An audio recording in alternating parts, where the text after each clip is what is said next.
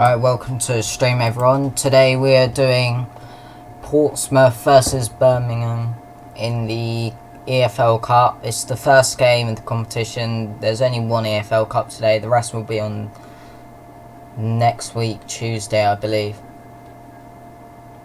So, before we go into the lineups, welcome to the stream Josh Taylor, and also welcome to the stream Oliver Starr. Anyway, looking at the two sides, go through Portsmouth first. McGilvery, I don't know how to pronounce most of these players, to be honest. McGilvery, I don't know, but that's who's in goal for Portsmouth, I'm assuming. Walks, then Downing, Burgess, Brown, Close, Naylor, Harness, Cannon, Curtis and Harrison. And on the bench they have Pittman, Hawks, Rajet, Evans, Maloney, Bass and Hornstruck.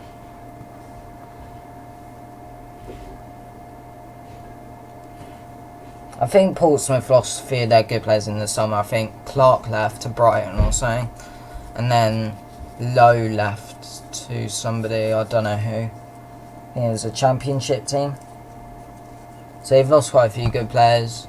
So they may struggle today. But looking at the Birmingham side, they got Stockdale in goal, Bedrami, Clark, Salter, Dacres, Cogley, Harding, Gardner, Lakin, Sedon, Medema, Delgado, Crowley, Bellingham, and that's it.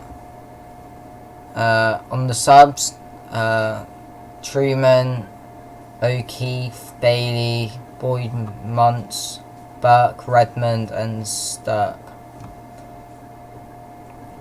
If we look at both of these teams' previous games, both of them played on Saturday 3 PM and Birmingham beating Brentford 1-0. If we look at their side for that game, we'll see how much they changed the squad, if we can. Don't think we can. Oh yeah, we can here. So they've made like 9 changes, I think. 9 or 8 changes today for Birmingham. So completely rotating their side. After that win against Brentford, who do they have? Let's find out who they have next week. Next Saturday they face Bristol City at home, so they're probably resting the players for that game. As for Portsmouth though, they lost 1-0 to Shrewsbury. And they got a red card as well. Looking at their lineup for that game, pretty much the exact same. Half the team's the same. There's a few players that have changed.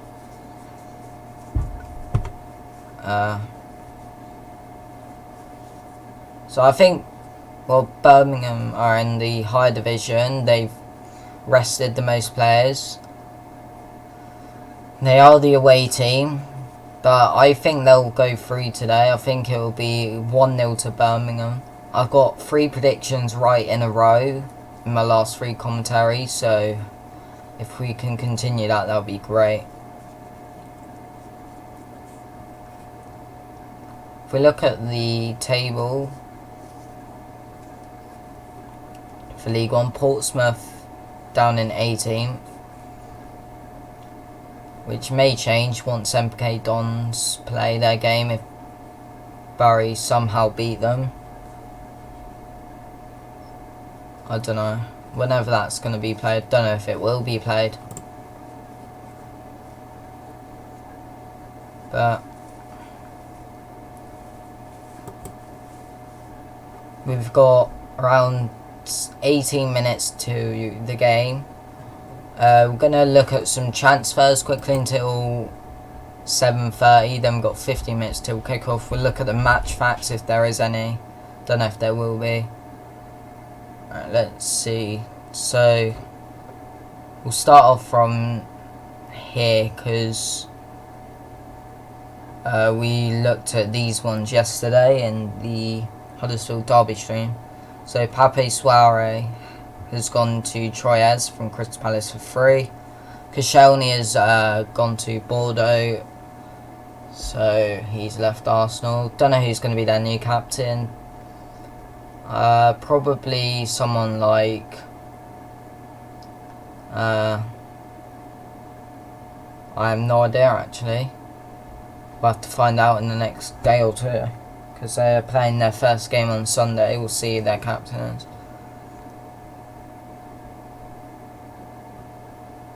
But Wayne Rooney has joined Derby as a player manager. Sam Surridge has joined Swansea on loan from Bournemouth. Lavery has joined Walsall from Sheffield United. Paul Jones has joined Sheffield Wednesday from Fleetwood. Godden's joined Coventry from Peterborough. Alvaro Jimenez has joined Birmingham today for 1.4 million. He probably won't be in. I don't think he's in the team today at all, but he may feature soon for them. Then Ched Evans has gone to Fleetwood from Sheffield United, and Harry Arter has joined Fulham on loan from Bournemouth. Then Premier League signings: Dada Shoff has joined Wolves from Estoril, and then Cardosa has joined West Ham from Bovista for reported 2.7 million. So there's not been some great signings today. I mean, that's a great signing Rooney. He should be good enough for the Championship. He'll probably be one of the better players in there, which could help Derby a lot. I think Cardosa's like 18, so he could be a good player in the future. Dada Shoff, probably Portuguese to be honest. He's from Azerbaijan. Okay, that's going to be interesting for FIFA 20. Having that guy there.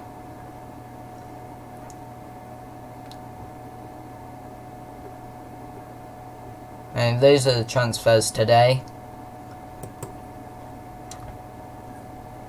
There's a few Champions League games on at the moment. Karabag are winning 2-0. Ajax currently drawing 2-2. They probably got 2 away goals for that, which is good for them if there is away goals involved. Dynamo Zagreb are winning 1-0. Club Brugge are about to play Dynamo Kiev. I think Mignolet's joined Club Brugge, so it will be interesting to see if he does well. Red Star team beat Liverpool 2-0 last year in the Champions League, playing Copenhagen today. Then in Europa League, 6 teams I've never heard of are playing or have played. Got the EFL trophy. Rotherham are currently drawing 0-0 to Man United's under-21s. Swindon playing Chelsea under-21s.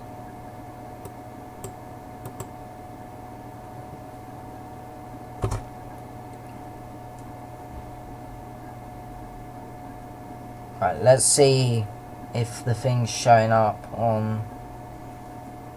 Because when I typed up Portsmouth Birmingham, it didn't show up in live, which is annoying if it doesn't. Alright, it's showing up now, which is good. So we have 4 people watching. 2 likes already, which is pretty decent. If you are one of them 4 people and you haven't liked, that would be great if you would. Doesn't really matter, but it makes my streams look better and makes more people want to stay in the stream, because if it has a decent amount of likes, they'll think, oh, this is a good live stream, which will help the channel a lot. We have some National League games today. We're in Notts County. They're playing Stockport. Yeovil also got relegated. They're playing Eastleigh. Eastleigh used No, they never. They've done well in the FA Cup a few years. Aldershot used to be in the Football League. They're playing Woking, Barnet, playing Sutton, who had that decent FA Cup run. That might be a decent game. Barnet had a decent FA Cup run last year. They got like to the 4th or 5th round. Sutton got to like the round of 16 a few seasons ago. Torquay used to be in there. They're playing Solihull. Lots of these teams used to be in the Football League. Like at least one from each game. Chesterfield did, Hartlepool did, Dagenham and Redbridge did. None of them teams did. Wrexham, I think, nah, they weren't, I don't think. Actually, yeah, they were. I know, that's irrelevant. That's who they're playing today. National League North. York City down there now. Jeez, they've... I swear Hartlepool, like, went bankrupt or something, and they're higher league than York. I swear they both got relegated in the same season as well.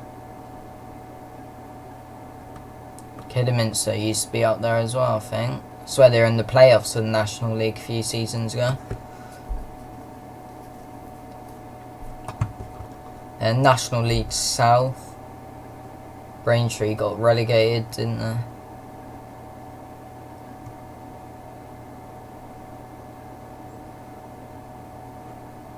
This team did as well. Then Scottish Challenge Cup, where loads of the best teams in the Scottish League playing their under 21 teams. Ross County, Aberdeen, Hibernian, Livingston, St Johnstone, Rangers, Celtic as well, Kilmarnock, St Mirren, and this Italian league team.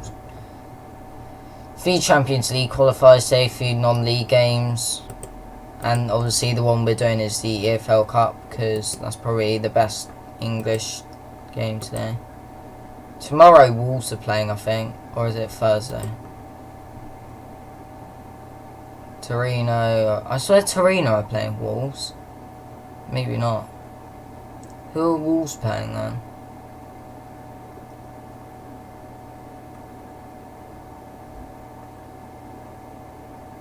They're playing Pioneer at 5 o'clock tomorrow, which is the exact minute the transfer window ends tomorrow. So, no, not tomorrow, Thursday.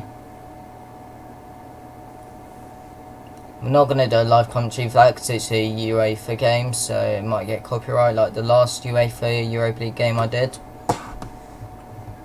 Alright, we've got a few people. What time is kickoff? 7:45, so we got 9 minutes till kickoff. I'm not even a fan of these teams, I'm just watching. Yeah, I'm a neutral fan for these games, just because I want to do loads of live commentaries, and this is the only like English like league game on at the moment. Well, it's not a league game, it's a cup game, but first ever EFL Cup game this year, so it'll be interesting to see. Comment who you think will win the EFL Cup. Man City have won it 2 years in a row. I personally don't think they'll win it this year. I think someone else will. I think someone like Arsenal or Tottenham will this year. Potentially. We'll have to wait and see though what happens.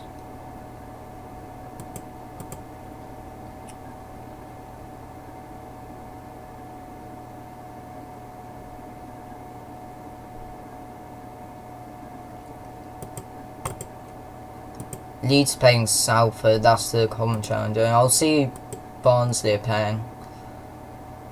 They are playing Carlisle. So Carlisle like won their first game 2-1 or something. They are in League 2, so you'll probably go through. If you're beating Fulham at home, you should be beating Carlisle at home. So should get through to the next round. And I'm assuming Leeds should as well against Salford, who only just come in the Football League. Leeds versus Spurs in the final.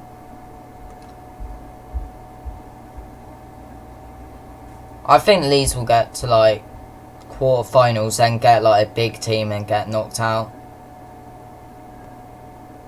As for Barnsley, I think they'll come like in the 3rd round maybe.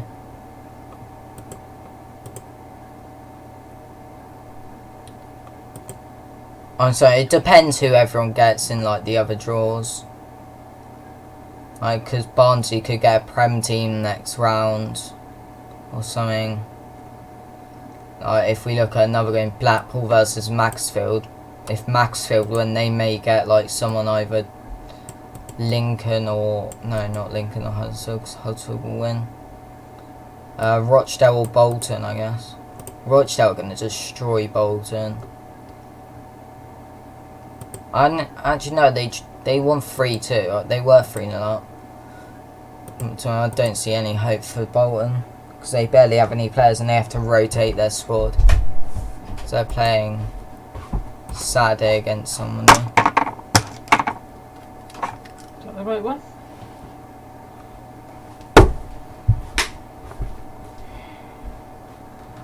Who are they playing?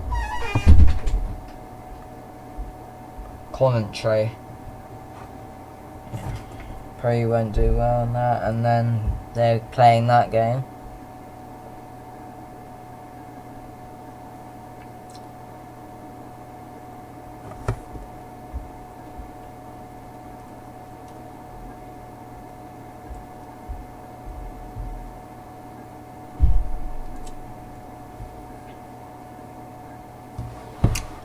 Right, we have 6 minutes to kick off. Let's go back on scores and fixtures. Go back on Portsmouth versus Birmingham. There's no match facts, it's just the lineups. So we can't look at any facts. Guess we go on this, see if there's anything. Yeah, right, here we go. Birmingham made 9 changes from the side that won at Brentford. And give 4 players their first team debuts.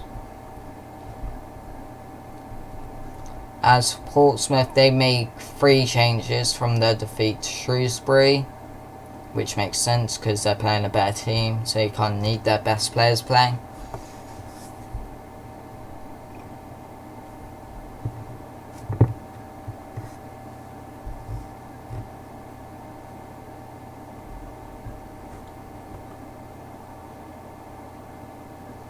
Does anyone know why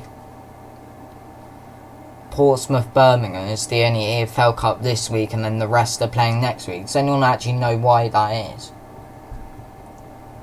Does it say that? Am I blind?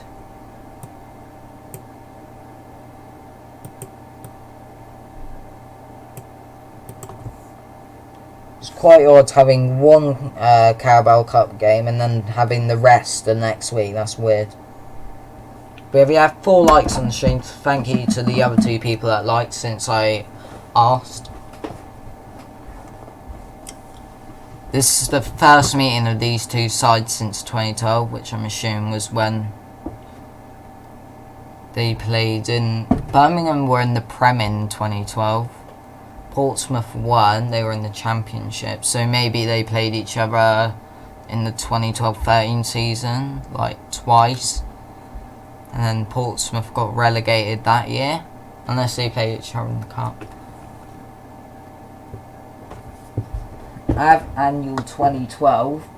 Maybe it'll say the league tables in there, so I'll be able to see. Let me look.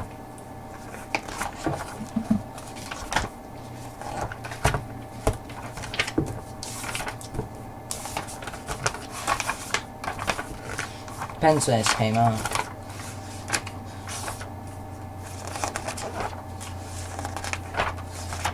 This probably came out like at the start of 2012, not the end. So it's showing Man U Barca Champions League final, which is 2011. Yeah, it's all 2011.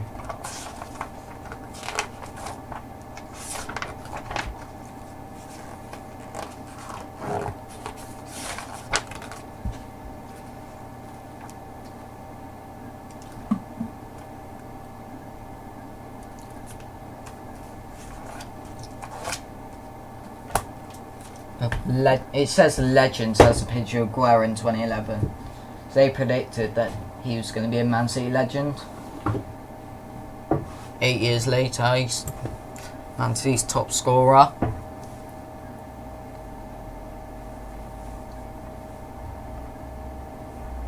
Anyway, 2 minutes kick off. The game will start hopefully at 1:45. I think it's because they get the worst teams done first.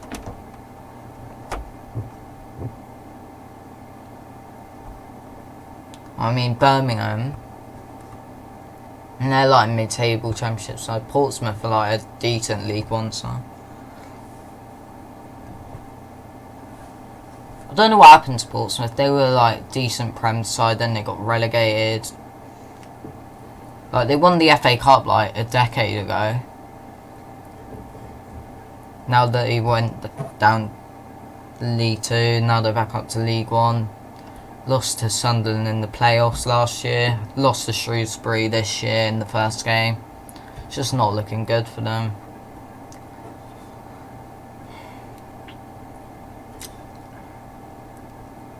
Right, welcome to the stream, Jack. Got 1 minute till kick off.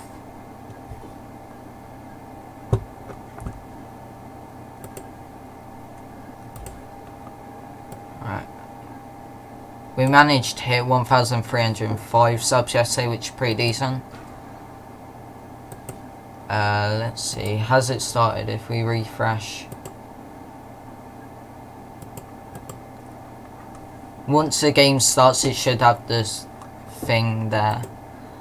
And that's when we know it starts. And then we have the commentary ready. Hopefully it works today. So if we click commentaries there, we click that. It should work. You just need to wait for the thing to come up just to confirm that the game started. Or I could go on this app called SofaScore or SofaScore, don't know how you pronounce it. Decent football app, gives you live scores and stuff. Similar to One Football probably.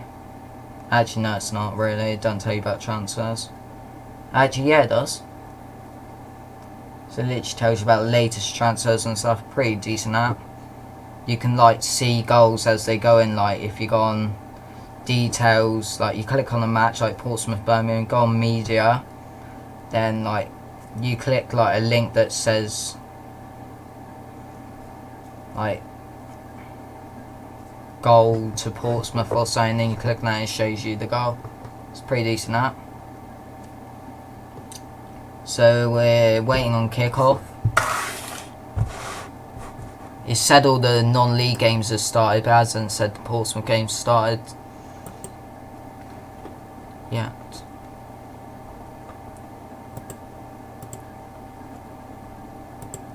I'm going to put on the commentary now and see if it tested, see if it's working. Can't see because that link's in the way. Let me just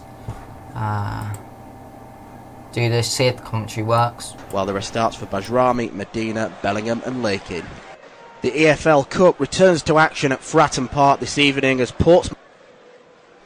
Right, we'll just leave that one there as we're about to get underway in the Carabao Cup. The first Carabao Cup match of the new season concerns League One Portsmouth against Championship side Birmingham City. Potentially a difficult match for the Championship team. They did win against Brentford. It was a very good win they got at the weekend. Despite only having one shot in the entire game, they went to Griffin Park and won that 1-0. But Pep Clotet, the manager, has made several changes to his team for this game, clearly not viewing it as a priority. So the chance potentially has opened up for Portsmouth. Kenny Jackett going for more of a recognised first team with his side, as Birmingham did get the game underway. They're playing in their change strip, of course, all in black. Portsmouth in blue, white and red. Portsmouth lineup as follows: Craig McGilvery in goal, a back four of Anton Walks, Paul Downing, Christian Burgess and Lee Brown.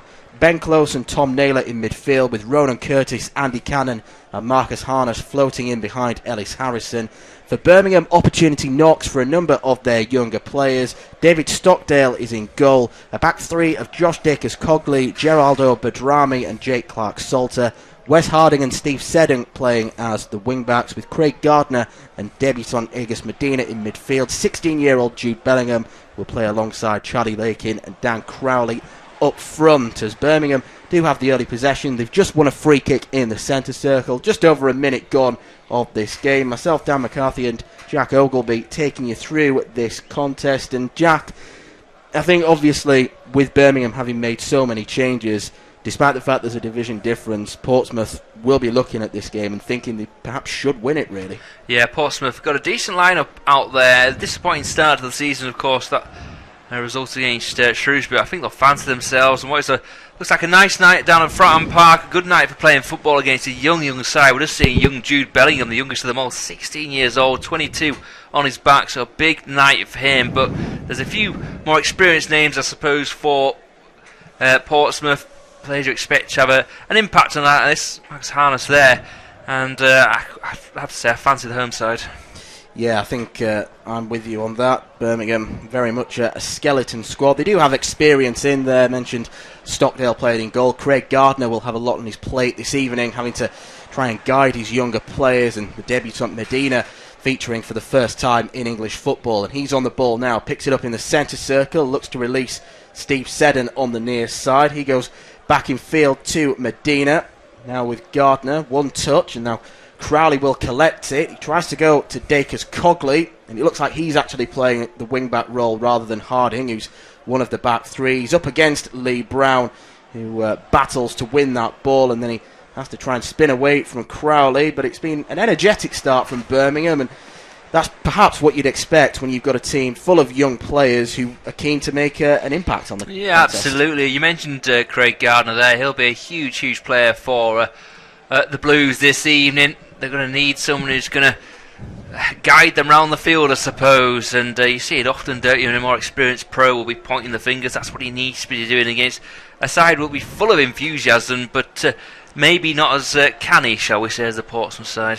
Yeah, Portsmouth, they might be able to wind a few of the Birmingham players up, use their experience to their advantage. They're coming forward now with Anton Walks, and he's able to get the ball around Lakin. Now with Close on the edge of the box to Naylor. They're just going a bit laterally at the moment, though. Close does get it back, and now first touch for Marcus Harness. Summer signing from Burton. He crosses it into the box, aiming for Ellis Harrison in there, but it's a crucial intervention from Geraldo Badrami. Portsmouth with the early corner. Yes, good header away by Badrami. Well played by Harness. Getting outside his man. Good ball in as well. Looking towards Harrison in there. And away by the Albanian defender. You feel might have his hands full this evening.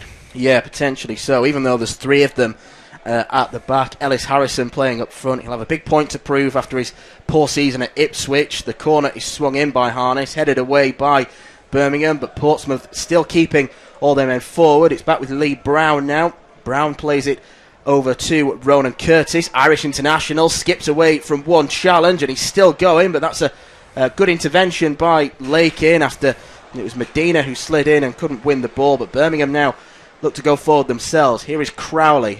Dacres Cogley, who just gets the ball trapped under his feet. He's forced to go inside. Gardner will look to go for the switch ball. Seddon, one touch from him and plays it back, but he plays it back very riskily. And Jake Clark-Salter, of course, England under-21 captain, was part of the side that had a very disappointing summer in the UEFA Euro under-21 Championship. He's come on loan from Chelsea to Birmingham, aiming to get more experience. So again, even though he's such a young player, he'll be regarded as almost one of the senior men at the back. Yeah, and he's had a couple of good seasons out on loan. He played very well at Vitesse Arnhem, I know that, and it's an interesting formation that they've got as Seddon comes forward. They're playing very wide, making the pitches big as possible. Already we've seen Pompey almost getting behind. That's a good bit of play, spirited bit of play by Lakin on the left hand side of the box. However, his ball was short in the end. Yeah, but it was good work from Charlie Lakin. Just looking at the Birmingham side, it's almost as if they're not playing with a recognised centre forward. The furthest man I've seen up there is Dan Crowley. Bellingham looks like he's going alongside him. It'd be an awful lot to ask for a 16-year-old to play up front on his own, so he looks like he does have a bit more support. Kenny Jackett, of course, Portsmouth manager, very disappointed to miss out in the playoffs last season. It was a tight semi-final that they lost against Sunderland, and then Sunderland went on to lose the final against Charlton Athletic, so they'll be hoping to go again. But there is strong competition in League One this season. Ipswich looking strong early doors. Sunderland, of course, you'd expect to get better. Portsmouth, certainly a big club. It seems like a long time since they were in the Premier League. 9 years. They got relegated after going into financial difficulty as Walks throws the ball upfield. Harness controls it. Looked like it came off his arm, but nothing given, and Steve Seddon is able to clear it. I think the whistle actually did go against Harness, just a little bit belatedly so. I thought so. It was one of those where everyone seemed to stop because there was such a blatant call. We saw it straight away, but of course Harness has got good experience in this competition, reached the semi-finals with Burton last season, missed a great chance at the Etihad as well in the semi-finals. A bit of a thankless task, wasn't it, for the Brewers taking on the eventual champions, the Citizens. But a fresh start for him at Portsmouth. Yeah, certainly so. He's one of those players that is a bit of a coup for Portsmouth at that level. Paying money, having the ability to pay money for players in League One is something that you don't see too often, so they've paid a fee to get him in. Of course, Jamal Lowe did leave for Wigan Athletic just at the back end of last week, so he'll be virtually regarded as a like-for-like replacement. Yeah, as well. They've brought Paul Downing in as well, haven't they, following Clark's... well, he went to Brighton, now playing at Derby, so a bit of change, but I suppose that's the story for Portsmouth. Everyone knows that Kenny Jackett's a good coach and he signs good players, so people are always going to be swamping around. That's an error there by the Derby defence. Good play around, he kind of ball into the box eventually, safely from a Birmingham point of view, deflects into the hands of David Stockdale. What I was saying is that Kenny Jackett always seems to do such a good job. Other teams are going to be looking at these players, and you got a feeling the men who come in will be just as good as those who've gone out. Yeah, he is seen somewhat as a League One specialist, Kenny Jackett. Took Millwall out of League One. Wolves, when the solitary season they were in League One, they won that league by a country mile that season, as Lakin looks to come forward down the near side, but there is cover from Portsmouth. Downing getting across, and he knocks a long ball forward. Harrison tries to flick it, and then slightly comical moment as the Portsmouth man Close hits it into his own teammate. Birmingham win it back on this near side. All just a little bit scrappy before the referee, who incidentally is Neil Hare this evening, blows for a free kick to Birmingham. Craig Gardner, 8 years on from winning the League Cup with Birmingham, he's in the lineup, so you almost forget that he was part of that side. He's had moves at West Brom and Sunderland since then, so great experience for some of the younger players to learn from. Absolutely. You don't want to do him down, but he's a good pro, isn't he, Craig Gardner? He does all the basics well. He's had a good career. He's been about a bit and played in some decent teams, won that tournament like you say, and his job, imagine Pep Clotet would be the last man he would have spoken to before they all went out, just telling him that you've got to make sure everyone does their jobs, do your job, and make sure everyone knows what they're doing. Yeah, certainly so. The ball is now with David Stockdale, and the Birmingham goalkeeper very much a safe pair of hands at this level. He has been one of those players that they've tried to ship out because he's still on quite big wages. Birmingham, we know the financial difficulties they've been embroiled in recent seasons. The points deduction they had last year, which really hampered any ambition they had of finishing in the playoffs, and it just fell away towards the end of the season. Gary Monk left, and Pep Clotet now with the opportunity in the manager's hot seat. It's a big job for Pep Clotet as well, because he was the assistant at Leeds, was highly regarded there, went to Oxford, didn't work out for him. He's kind of landed on his feet really at Birmingham, and it's potentially his last opportunity in management in England. Yeah, and you feel it's a big job, and there's so much potential, isn't there, at Birmingham, with a good fan base, good stadium, all those kind of things. But you look at the squad list, it's a big first team squad list, and that isn't including the likes of Jude Bellingham and pretty much all the bench are in the youth ranks. So there's a big playing staff, and you want to filter all those out. But like you mentioned, David Stockdale, a few others, they were bought in for big money, and it's nice saying, "Oh, can we get them out?" But someone's got to pay them. Yeah, certainly so. You're not going to see too many teams paying for a goalkeeper who's generally just sat on the bench for the last year and a half. As again, Portsmouth look to come forward. Very much an even start to this game. No real chances as of yet. 10 minutes gone. Here is Tom Naylor now. He was happy to just go across to Burgess. Takes a slightly dodgy touch there. Bellingham buzzing around, but Brown is able to get it back to Christian Burgess, and Downing will now try and take it forward. Another player who's been successful at this level before. Now with Naylor. Naylor has options ahead of him, but finds Brown, left back, who loves to motor forward, and he's going again, takes it round Dacres Cogley and uses his strength, but Gardner coming across, excellent covering defending. Brown slides in, and the ball has gone out of play. Early stages at Fratton Park, where it remains Portsmouth 0, Birmingham 0 in this League Cup tie. No real chances to speak of, very much an even start to this contest. Both teams clearly showing some attacking intent. It's perhaps Portsmouth that have come closest to mustering something so far. They've had a couple of corner kicks, from one of them as well. Marcus Harness delivered a cross into the box. Ellis Harrison almost went for the volley, but Geraldo Badrami, young defender, making his debut for Birmingham, was able to head it behind for a second corner kick. It's still 0-0. Yeah, Craig Gardner on the ball. Inside to Medina, who almost caught there, into Bellingham. Bit more like it by Birmingham. Eventually it works way to Lakin. Just tries to be too cute. Well read by Tom Naylor. He'll knock it away. It was Danny Crowley just trying a little reverse pass on the edge of the box. Found a nice pocket of space. Didn't come up with anything. Here is Medina in the centre circle. Rolls a good ball into the feet of Lakin.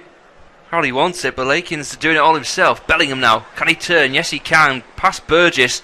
Just a numbers game in the end. Wants a free kick, but nothing coming.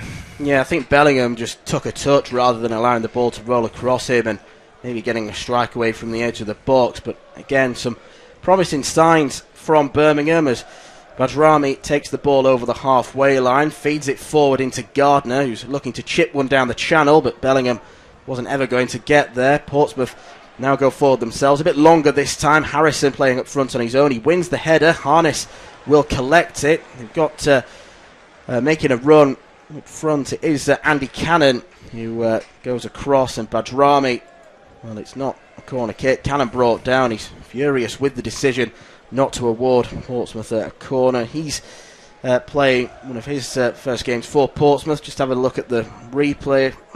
Don't really see too much in that, to be honest. Yeah, I think it was one of those where he wasn't going anywhere. He kind of braced himself, waiting for the tackle.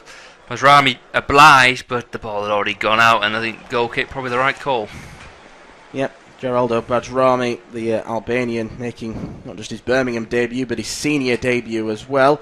It's Portsmouth with a long ball up, but Stockdale will get to it ahead of Marcus Harness. Looking to cajole some of his teammates is Badrami, playing, by the looks of it, in the middle of this back three, because Harding is a player who's played at right back and centre back. Clark Salter is a left footer in there, so he'll be out on the left side. Now taken on by Medina. Medina loses out, close into Harrison. He's got three Birmingham players around him, and Badrami is able to win it. Forward now to Bellingham, able to turn and gets it now to Crowley. And that's just the problem that Birmingham have got at the moment. They're going out wide a lot just because there's no one in the middle. But Dacres Cogley does well from right back. Here it is now with Gardner. Gardner goes backwards into Medina. Medina just turns in the centre circle as well and finds Harding forward into Bellingham, who's going to get the strike. And it's a rasping left-footed effort from around 25 yards out. It always looked like it was rising, but it was well hit. And a decent chance for Birmingham. Yeah, fair play to him. Corner kick as well. It was a nice positive play by the youngster, because Medina, he had space to drive into there and took a really easy ball on. And it took the momentum out of the move for a second. Then it fell to Bellingham. One thing in his mind, good strike towards goal. Dowling with the block. And a corner kick to the Blues. Yeah, a corner now for Birmingham, which Medina is going to take on this near side. It's a terrible delivery, but a very puzzling clearance upfield, and it's bounced awkwardly and it's headed back towards goal. Harrison is able to get it out. Will it fall to Wes Harding? He gets a strike away. It will be another corner kick for Birmingham. I'm not really sure what was worse, the corner or the clearance. Well, the clearance is really poor. The frustrating thing for me with Curtis, he just gave up on it. He was just walking away. The ball had not gone out of play. His keeper, McGilvery, just takes it off the crossbar. There's a few heads. It eventually comes to Harding, gets the shot away. I think it's Lee Brown with the final block. Corner kick comes in. Birmingham, well, it's cleared initially, but another chance here for Birmingham though. Yeah, here's Crowley, who gets around the outside of Ronan Curtis. Crowley then cuts back in. He's a skillful player and then almost Rabona's it on himself. Crowley into the box. Seddon was the furthest man forward. Nearly won the header with the goalkeeper, McGilvory. But Crowley's probably going to be the main creator for Birmingham, you feel, tonight. Yeah, he's got lovely feet, hasn't he? He was too good for Curtis there, who dived in on him, gave him the opportunity. They need to get him on the ball. He seems to be picking up little pockets of space in front of the Portsmouth back four. I'd like to see him in more of a wide area so he can deliver it into the box. Yeah, and you'd like to see more Birmingham bodies perhaps getting forward. That's really what Lakin's in the side to do. Maybe Gardner could try and get himself forward as well, because he does love a strike from range, does Craig Gardner. 16 and a half minutes into the game, it still remains goalless. Independent off-tube studio commentary. Portsmouth against Birmingham City in the Carabao Cup, as the ball is now with Paul Downing, as they try and take some of the tempo away from the game. Birmingham have had a couple of attacks in the past 5 minutes. Portsmouth just want to reassert some sort of control in the game, because, as we mentioned at the top of the commentary, despite the division difference, you look at the two sides and you maybe expect Portsmouth to win this, but Birmingham 62% possession so far. Very cliche in the book, but a Spanish coach, you expect them to adopt possession style of play, and that's certainly what he's trying to do at Birmingham. Yeah, absolutely. He wants to play three at the back, spread the players much as possible. It looks like a lovely pitch at Fratton Park, and fair play to Portsmouth. But gone are the days of third division and fourth division players booting it forward from the back. Both Burgess and Downey had plenty of touches, moving about nicely, and Tom Naylor looks good, the skipper in the middle of the park. Yeah, in the past 10 years at the very least, we have seen a shift really in defenders wanting to play out from the back rather than go the route one option, as it's now collected by Naylor in the centre circle, out to Anton Walks to Harness. They're trying to combine, but Harness's touch just deserts him. It's a bit too much for Anton Walks to get hold of, so Birmingham now with the throw in. So I think you'd expect both managers at this stage of the game to be satisfied with what they've seen from their teams so far. Yeah, absolutely. Neither have given too much away. We had that opportunity for Bellingham from distance, but it was a half chance really. Stockdale side, there was a couple of early nervy moments I think at the back for Birmingham, but the defence seems to be growing into the game. It's pretty much even Stevens. Birmingham have had the better possession but not done anything with it yet. Here is Downing, cross now to Burgess. Burgess again with time and space, comes close to collect the ball, and now he's looking to motor forward. Portsmouth Academy product, Harness, skips past one man and tries to get it to Cannon. It just rolls across him. Bellingham back to defend, and now Wes Harding will come forward, takes a very heavy touch. Harding slid in for the challenge. I think the referee has blown up for a free kick.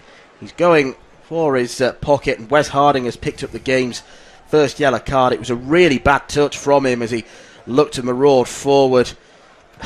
It's one of those really where, as an old-fashioned football fan, he won the ball. Yes, the follow-through does connect to his man, but there's no maliciousness in that. There's no malice, and where can he go? He's won the ball, his foot's on the ground. Curtis didn't want the challenge.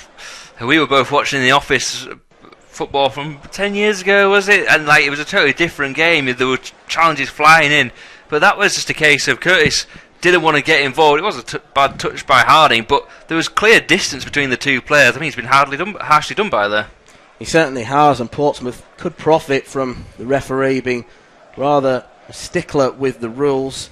So free kick with Ronan Curtis stood over it. It's over on that far touchline, so there is work to do for the Irishman, but it's going to be a very crowded box. Portsmouth do have a big team to their credit as well. Plenty of options to aim for in the area. Curtis floats the ball into the box. It nearly reaches Harrison at the back post via a deflection. There was a couple of bodies that went to ground in the box. Half-hearted appeals for a penalty, but nothing was given. And Ellis Harrison couldn't do anything with it. Yeah, I think the initial flick came off Dacre Cogley as it came in from Curtis's ball, which wasn't the best. Only just about beat the first man. I think we're going to see that Harding incident again. Tries to get the ball out his feet, but again, he's not dived in. He's going. When his right leg, which is his tackling leg, is on the floor when he plays the ball. It's one of those. I know he wants to avoid injuries, but I can't see what he can do there. Yeah, and he kind of lifts his left leg almost out of the way so that he's using it to slide, isn't he? He's not. Yeah. He's not off the ground.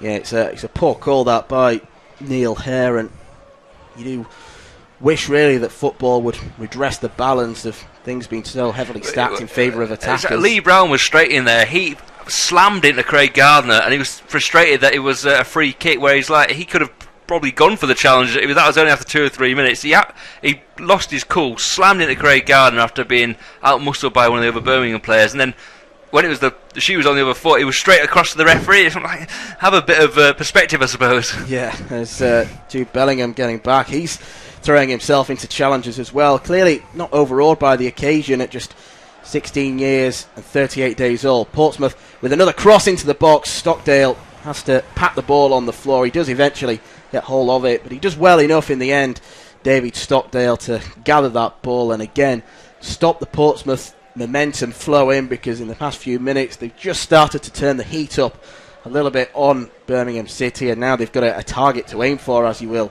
in Wes Harding, who's been booked. Poor clearance forward by Stockdale goes over the head of Dacres Cogley, and in this formation we are seeing Dacres Cogley and Seddon playing in the opposition half really more than they are in their own. It's very attack-minded and great for the archetypal modern fullback. That's not a good ball forward by Portsmouth. Clark Salter can square it to Bajrami. Bajrami with a good ball in between the lines to Gardner.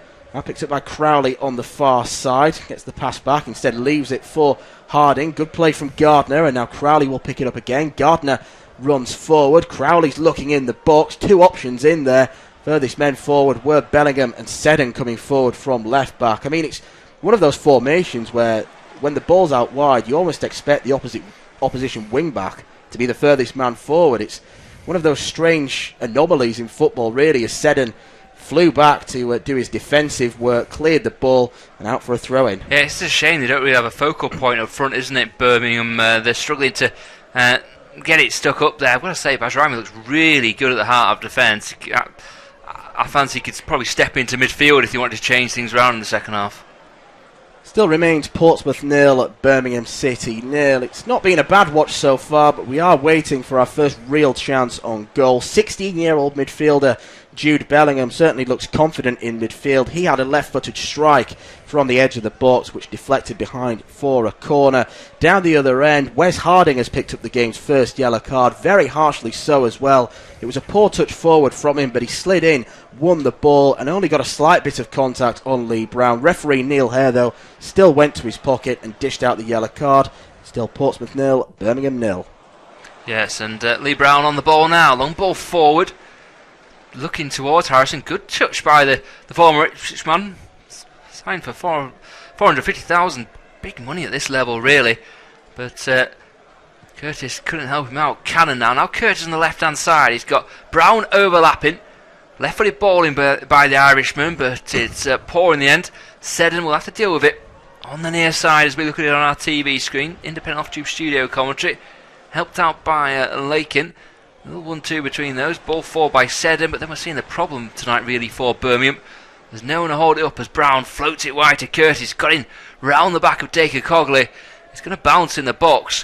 Where was Ellis Harrison? I'm not quite sure. There was 4 black Birmingham shirts on the 6-yard line, and Harrison wasn't anywhere to be seen. Maybe just a feeling that starting to, well, you mentioned it with Harding, now he's on that yellow card. They're targeting a bit. We're going to see Curtis getting a lot of the ball, I think, now, Dan. Yeah, because Curtis is one of the standout players at this level. Another really poor clearance there from David Stockdale, and Portsmouth just starting to shift up the field of play and put Birmingham under some pressure now. We are well over the quarter-way mark of this game. Portsmouth 0, Birmingham 0.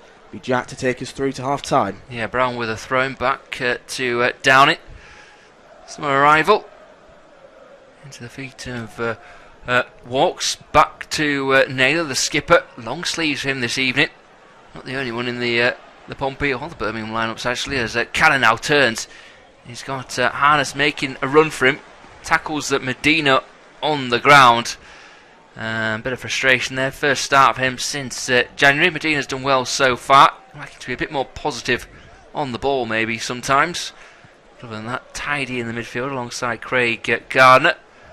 And Clark Salter and Stockdale seem to be leaving the ball for each other. Eventually the goalkeeper will step up and take this free kick. 33 years old these days, David Stockdale, former England squad member. He's been around a bit, hasn't he? Fulham and Brighton.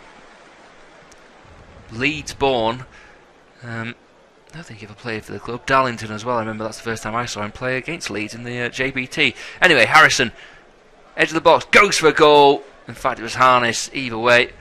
Dragged his effort wide. I think they maybe called for a corner here. Harness wasn't totally convinced. He was walking away. But looks like the last touch came off of, a combination of Harding and Bejrami. Yeah, it looked like some of the pace was taken away from the shot. As you mentioned, Harness didn't seem too convinced, but it looks like the referee pointed for a goal kick, so I think he's been overruled by the linesman. Yes, it's Curtis with a curling ball in, off the head of Clark Salter. He didn't know much about that, though. Out for another corner kick. Him and David Stockdale have a bit of a relieved chuckle to each other, I think. So another chance that we Harness this time with an outswinger. Not many, barring Brown. He's the only left footer, isn't he, in the side for Pompey. A bit of a different story for Birmingham this evening. Good balance for them as Harness is about to step, but the usual pushing and shoving. Mr. Hare, our official, just telling everyone to calm down. They do have a tall team with Downing, Burgess, Curtis in there, Naylor as well, Close is lurking, of course Harrison as well. Pompey will be looking to make the most of this situation. 27.5 gone, still goalless in this EFL Cup tie. Ball into the box though, doesn't beat Craig Gardner. Disappointing really in the end. Yeah, the set piece delivery has to be much better, considering that they've got such a tall team and it's going to be a likely avenue to goal. They're playing up against a young defence who could potentially get bullied by some of these more rugged Portsmouth players, so if the quality of the ball isn't right, it's such a waste of an opportunity for Portsmouth. Yeah, so it is, as they try and play short from the throw-in. Harness and Walks involved. Portsmouth just enjoying this bit of play, shading it. Walks throws in towards Harness. Harness will control, going back towards his own goal, but on the edge of the area, can turn nicely. Good play by him.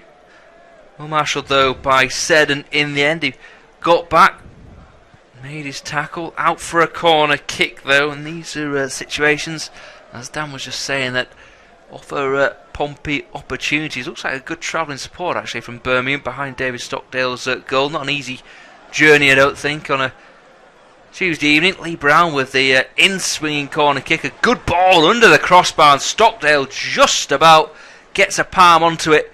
And he'll go out for another corner kick. Yeah, I think that's certainly shown that Lee Brown should be taking those in-swinging corners. Great delivery. Portsmouth with another corner. They've taken it very quickly. The cross is going to come into the box. It doesn't quite bounce Burgess's way. The strike comes and it's going to be poked towards goal by Ellis Harrison, but it hits the side netting and it goes out of play, I think, for another corner. Yeah, it looks like it, doesn't it? It was a strange one, that, wasn't it? Because it came towards Burgess, but he wasn't really attacking it. Then he didn't know where it was. Harrison did well. Downing had a go. Then I'm going to guess it was Harding with the last touch into the side netting. This is a good period of play here for the home side. Curtis with the in-swing corner kick. That looks like a ploy to get underneath Stockdale. Maybe not the most confident on the crosses. The 33-year-old goalkeeper Harrison and Dacre Cogley having a bit of a push amongst each other on the 6-yard line. Towards the back post this time. The head's got his Naylor. It's off for Stockdale. It's into the net. Is it? The Portsmouth players think it is. The goal has been given. I'm not quite sure. I think it was Harrison who got the last touch at the back post. It came off a Birmingham player off the underside of the crossbar into the net, and it's 1-0 to Pompey. Deadlock has been broken at Fratton Park, and it's Portsmouth who've taken the lead against Birmingham. It's a really scruffy goal, but Ellis Harrison won't care. He's got his first goal in a Portsmouth shirt. A corner kick from the far side was headed on by Naylor. It didn't quite go goalwards. It was just flicked away. Found Harrison, who then flicked it back towards goal. It hit the underside of the crossbar, and it actually was Wes Harding who tried to header it out, but it went in the back of the net. If we had goal line technology, we'd maybe get a better view of it, but the goal has been given nonetheless. It's Portsmouth 1, Birmingham 0. Yeah, it looks like Harding was behind the line when he headed it. It's given by the official on the near side as we look at it, of course, on our TV pictures, independent off-tube studio commentary. Now Gardner on the halfway line. How can this young Birmingham side react? Crowley into Gardner. Those two will be key. It was a heavy touch, but Gardner gets away with it. That's a good chance by Downing on Lakin. Crowley's going to pick up the pieces. Goes past one. Tries to get away, but just loses his footing. Gardner's going to have a go from distance. A good shot as well. Saved by McGilvery. Seconds to Bellingham. I think one of the, I think Sedin might have been offside. Bellingham's still going though. Dancing on the edge of the box in fluorescent boots. Eventually the ball's picked away from him, but Birmingham come up with it. Bellingham back to Crowley. Needs to be a bit sharper there because he's allowed Curtis in. The break could be on for Pompey. Down the line, Harrison strong, but no, not strong enough for Bajrami. And there's a bit of afters there. And, Harrison needs to be careful. He had a bit of a flick out. Everyone's getting involved. There's 1, 2, 3, 4, 8 players. Now David Stockdale's having a go. And I think he's making the point. Harrison did seem to have a bit of a shove there at the defender. Yeah, it did seem to come a little bit unnecessarily from Ellis Harrison. Bajrami got across. He won the ball fair and square. I think that the first man after those two to get involved was Wes Harding. I've no idea what he's doing getting involved, considering he's already on a yellow card. He's heading towards the referee now, but Harrison and Bajrami, the referee's going to have a word with them. I'd be very surprised if either of them got away with a yellow card, especially Ellis Harrison. Captain Tom Naylor has gone across. Captain Craig Gardner has also gone across as well. But seeing a bit of needle in this game, it was actually a really good response to going 1-0 down by Birmingham, having those couple of shots. And the referee is going to his pocket now, and I think both of them are going to be ending up in the book. Yeah, it's probably one of those where, because they were the instigators, it's the right call, I suppose, isn't it? So Bajrami on his senior debut, he picks up a yellow card, as does Harrison. Referee Mr. Hare just taking both names. And interesting to see a replay just to kind of get the details of the incident. It was such a melee, Dan. We're just going to see it again. And, Bajrami made the tackle and he got up, and Harrison seemed to try and block him off a bit, and then there was a bit of pushing and shoving and the usual things. David Stockdale, an experienced goalkeeper, doesn't need to get involved there, does he? Yeah, I mean, Bajrami and Harrison were just going toe-to-toe together. The ball went out of play and the momentum just carried them forward. Bajrami had a fistful of Harrison's shirt. Harrison then tried to react, and it all just exploded really into a bit of a melee. I suppose it was unavoidable really for the two of them not to get a yellow card. Referee making the correct decision there. But all of a sudden, there could be a bit of spice in this game, as there's just went out of our camera shot. Sedden looked like he had a bit of a nibble on Marcus Harness. Well, he absolutely went right through the back of Harness. I think Harness may have took exception. There's a foul surely by Callan, but the advantage being played, yeah, it's turning a bit spiky now. It was a good tackle back by Callan. Bellingham to his frustration. But yeah, the game seems to have come to life now as Lee Brown just steps forward. Close is going to have to be a touch careful there, but Naylor helps him out, the skipper. And he'll just try and inject a bit more calm into this game after a handy few seconds. Naylor into Cannon. Back to the skipper. And now just calm has been restored, I suppose. Craig Garnett striding forward, but Naylor's got the situation under control. Close now walks, former Spurs man. Spelling the MLS with Atlanta United, and then Close and Naylor, a bit of crosswise. Both of them look at each other, totally perplexed, out for a throw-in on the near side. We're going to see the goal again, Dan. It's Naylor, isn't it? Good header at the back post. Again, Stockdale's in absolute no man's land. Harrison's header, I think we'll just about give that to him. Yeah, it was a strange incident, really, the fact that Naylor headed it almost onto the back of Harrison. It popped up in the air. Harrison had the presence of mind to head it goal-bound, and as you mentioned, after the goal, Harding was just behind the line. He tried his best to clear it, but I think the ball did just about cross the line. Yeah, first goal for the club. He'll hope that his performance this evening can help him get the nod against Tranmere at the weekend for Pompey. John Marquis unavailable. His partner's going to Labour, and Ollie Hawkins was seemed to lose a bit of confidence towards the end of last season. Yeah, I mean, he started off the season as Portsmouth's first-choice centre-forward, really, but the goals did seem to dry up for him. But you've got to say that it's an impressive plethora of options Portsmouth have got up front with Harrison, Marquise, Hawkins, Brett Pittman on the bench as well. He's one that can kind of link play up more than the other three. So there's a nice variety up there for Portsmouth and Kenny Jackett to use. It's going to be a long season ahead. It always is for League One clubs because they've got the Checker Trade Trophy as well, early rounds of the FA Cup to contend with, and he's got a big squad to choose from. It's an impressive array of options. Yeah, certainly is, and a good man to have in the dugout, really. It's a bit of a cliche. You feel he's almost pigeonholed a bit, don't you, Kenny Jackett, into now being a bit of a League One specialist, but you fancy still got more to come in his career, should he want to. Some managers don't want to make that step on. They're quite happy with the, I suppose, the intensity of football at this level. Here is Burgess along the line to Brown, former Bristol Rovers, sorry. Just puts his foot on the ball and just takes a bit too long, shows too much of it to Dacre Coglett, and out for a throw-in on the far side into the final 8 minutes of the half. Jude Bellingham has been, I'd say, Birmingham's best player. Had that chance from distance. It was deflected off down and out for a corner kick. But the real struggle, I suppose, for Birmingham at the moment is looking at the bench as well. There's no obvious attacking threat. Here is Harrison playing with confidence. Is the number 22. Goes down under a challenge. Seddon tries to dig his way out of a bit of trouble. Walks is doing well here. Sending him back towards the corner flag.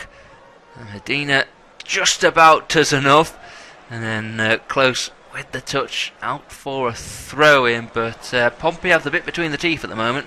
Yeah, certainly so. It's really good pressing on Birmingham and forcing them into awkward situations. Seddon actually did well to spin away from the challenge initially, but they just couldn't quite find the correct ball forward. And going back to your point about Birmingham's bench, it's comprised entirely of academy prospects, so there isn't anyone, as you mentioned. They would much rather have Portsmouth bench, which is full of players who probably start for a lot of League One clubs, rather than players who in general have never played senior football before. Yeah, well, you mentioned that they've got numbers 44, 45, 46 and 47 on the bench, so a bit of digging around in our research going into this game, wasn't it, for those players. But Pep Quartet may give them a bit of a run in the second half. Obviously he wants to keep people fresh for the weekend.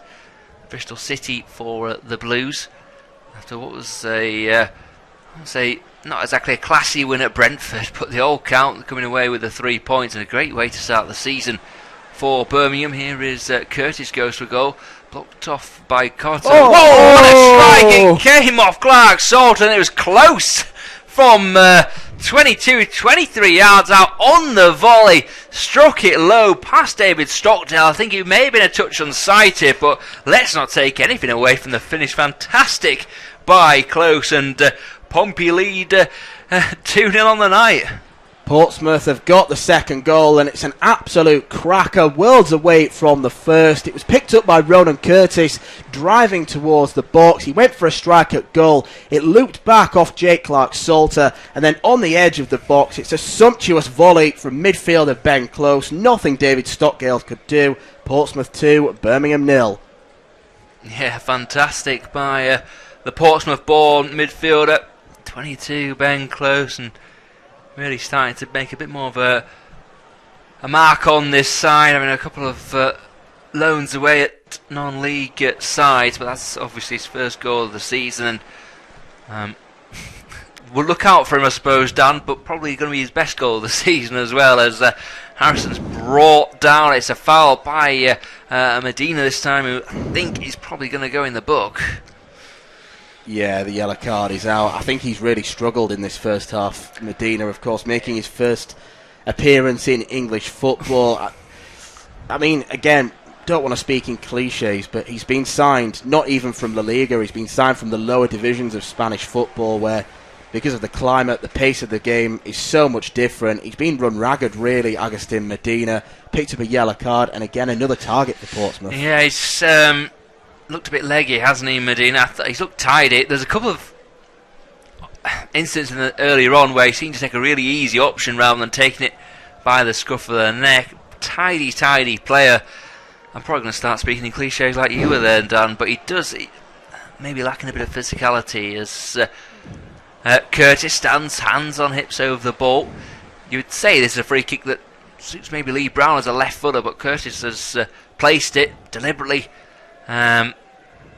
stepping back, and well, Ben Close stood with his back to the goal as a bit of obstruction, I suppose, but I'd quite fancy having him hit this after that goal he's just scored. A bit of wind as well, as Brown's free kick was poor in the end. It was almost dinked into the top of the wall rather than hit with any sort of malice. It's bounced though to Cannon, back in by Downing. Harrison's there. Clark Salter, a good header by him. Then a second header. There's a man gone down for a head injury, I think. We're going to have to have a bit of a stop in play.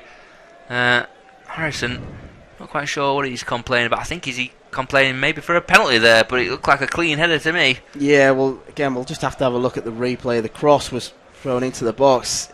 I mean, in fairness, Clark Salter, he is behind Harrison. He does come in and he does have his arms on his back. It's one of those where you've definitely seen some referees give them. It would have been soft, but you could understand it maybe if it was given. We mentioned one of those for the challenge earlier for Harding's booking, where that Clark Salter, 10 years ago, he just got up above his man. He's used his arm to kind of ride him a bit, hasn't he? Giving him that extra bit of bounce. But yes, some of those are given these days. Of course, a whole raft of changes have been made. I was thinking with the free kick, you can't have an attacking player in the wall anymore, can you? And the goal kicks players don't have to be outside the box. So I think we're going to have some comical goals, I think, at times. Absolutely, that rule's going to lead to so many errors being made from goalkeepers who think they can play football outside the box. Yeah, there's going to be a few perplexing situations. The changes to the handball laws that have come by and all the ridiculous decisions that have gone against players with that, but I suppose it all adds to the excitement. Yeah, it does, as Gardner, he needs to get a hold of this game now. That Salter, left-footed, fires the ball towards Seddon. He's not going anywhere with that on the halfway line, and noticeably now the Birmingham players, a lot less of them, are wanting the ball. I think if I was Pep Clotet and I wanted to get through this tie, I'd take one of my defenders off. Maybe Harding or Bajami, and just push another body into midfield, because they've got three in there. Have Pompey. They're running the game at the moment, and another body further up the field wouldn't go amiss either. No, it wouldn't. I think take Harding off because he's on a yellow card, go to a flat back four, and just throw another attacking player on. I mean, we've barely seen any action in the Portsmouth box, really. Birmingham have disappointed in that regard, and there's not enough men in there. There's no focal point. There's a lack of presence. It's been a bit of a walk in the park for Downing and Burgess. Yeah, it has been too easy so far. Medina towards Crowley is not the best challenge, but he'll have a goal. No, Bellingham now. Good play by him into Lakin, back to Bellingham. No, it's a poor ball, really. And away by Close on the edge of the box. Still Birmingham coming forward. Walks, gets a good interception in. And out for a throw-in on the near side. About 30 seconds of the 45 to play. I imagine we'll get a bit of stoppages. There's been a few skirmishes, hasn't there? As Seddon screams at the referee for not getting the decision he wanted. I don't know what he wanted, really, because he seemed to knock it past the man. He was just too strong for him, and it was always going to be a goal kick. But perhaps a bit of frustration coming out in this young side for Birmingham. As Pep Clotet looks on with his staff. And we get a first look, really, of some of the fresh-faced players on the reserve for the visitors. Cannon now. Good touch out of his feet. Breaks forward. Wide to Brown. Curtis tries the flick. And then it's a strong challenge by Cannon. Then back to Harding. Harding's got to be careful on that yellow card as well. Remember, he can't slide in. 5 minutes have been added on for stoppages. I thought we were going to get 2. I think that's a bit extreme, but obviously the man in the middle knows more about what time's elapsed than we do. As Brown will throw it all the way back to Burgess. who was, I suppose, having played with Clark, a left footer in recent years. Has to switch to the left-hand side to play with Downing, so a bit of a tweak in his role. I remember John Terry's problem for England, wasn't he? He was always said he was playing on the wrong side of the back four, so it'd be something for Burgess to move into, I suppose, as Walks. He's got Harness overlapping, well played by Seddon. One of those 5 minutes that has been played. Walks will take a... There's no one marking Cannon. There's no one tracking Walks either. They switched off here, Birmingham. Almost came back to close. It's Curtis. His ball wide was a poor one. Bellingham will chase it down. But a lack of discipline at the moment from the visitors. Yeah, I think they want half-time to come fairly sharpishly, to be honest. Make sure that the heads don't drop, because you've seen it before when teams have named... when clubs have named young teams against experienced teams in the Cups, and they've been taken to the cleaners. And Birmingham, they won't want to come away from this game having been beaten 4 or 5-0, because that'll set back some of these younger players, and they might be scared to play in the Championship when called upon. And they will be called upon, because Birmingham will probably have to let players go to satisfy the FFP or whatever financial problems they've got, and they'll have to use some of these players. Yeah, and going forward as well. It's good to get them playing now, I suppose, because they're going to need to either sell them on or use them in the first team. As Close down the line finds Cannon, he gets to the byline unmarked, hammers it across off Clark Salter, out for a corner kick. Yeah, again, I mean, not really disciplined defending that from Birmingham City, allowing Portsmouth to get forward. Cannon's getting involved in the game closer towards the end of the first half. He's kind of playing that number 10 role, and he's able to just go wherever he wants up front. And Portsmouth have caused issues from set pieces. Yeah, I do think with this formation that if you're a young team, Brown's lofted corner kicks, pouring out for a goal kick, but a young unfamiliar team, making them play 3 at the back is... I always think that if it's with an experience, you play 4 at the back, everyone knows where they need to be in that back 4 and in front of them as well. I think it's almost a nice idea out of a coaching manual, but whether it always works, we saw it with Louis van Gaal even at Manchester United when he tried it. His players weren't sure. It's one of those things that either clicks or can be a bit of a disaster. You mentioned you don't want to put these players under too much pressure or give them a bad night, but if things go as they look like they're going to continue, this could be Portsmouth 3 or 4, couldn't it? Yeah, quite easily, because Birmingham are starting to get a little bit sloppy and a little bit ill-disciplined. I mean, they do need the likes of Gardner and Stockdale to step up, but beyond them, there's no real experience in this side to point at and to be the senior guiding voices. They are trying to come forward with Bellingham and Crowley. I think they've probably been the 2 bright spots for Birmingham so far in terms of nice touches, but you need more than nice touches in this game. Yeah, you do, as Lakin this time loses out, and a break could be on. Harness down the right hand side for Portsmouth over the halfway line. Medina can't tackle him.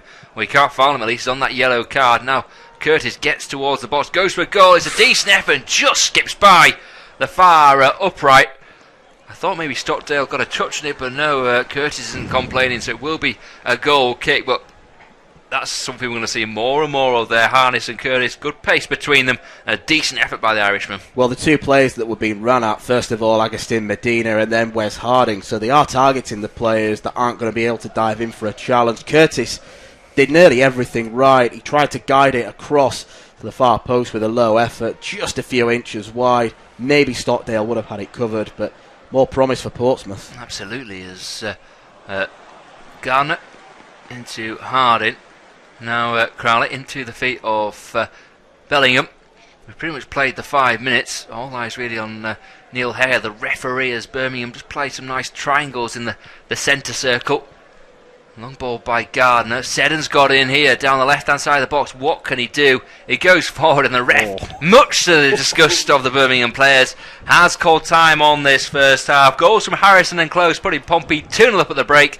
The Birmingham players aren't happy at all. I think it's more frustration with their own performance than with the referee. They've got work to do in the second half. Half-time. Right, so it's half-time. It is 2-0 to Portsmouth.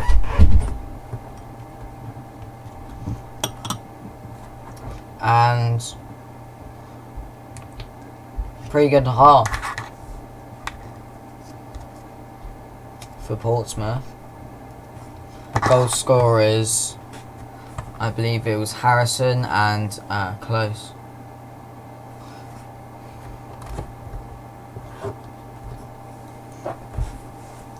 Apparently it was a decent goal from Close. We'll have a look at it.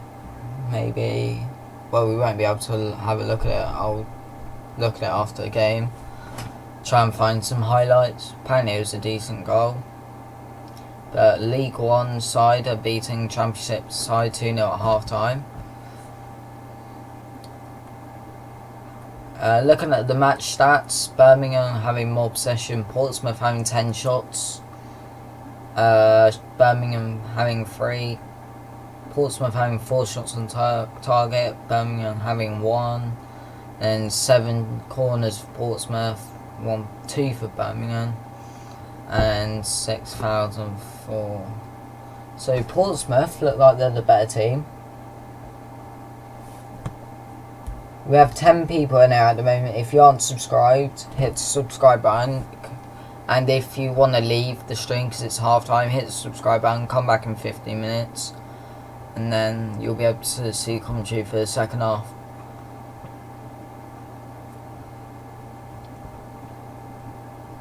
So there's a couple of yellow cards. One for Harrison, the goal scorer.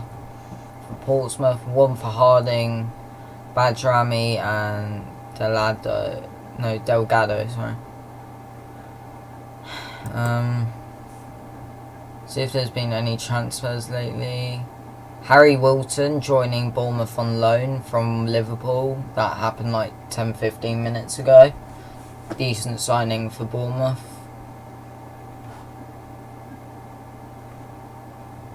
That's the only one that's really happened recently.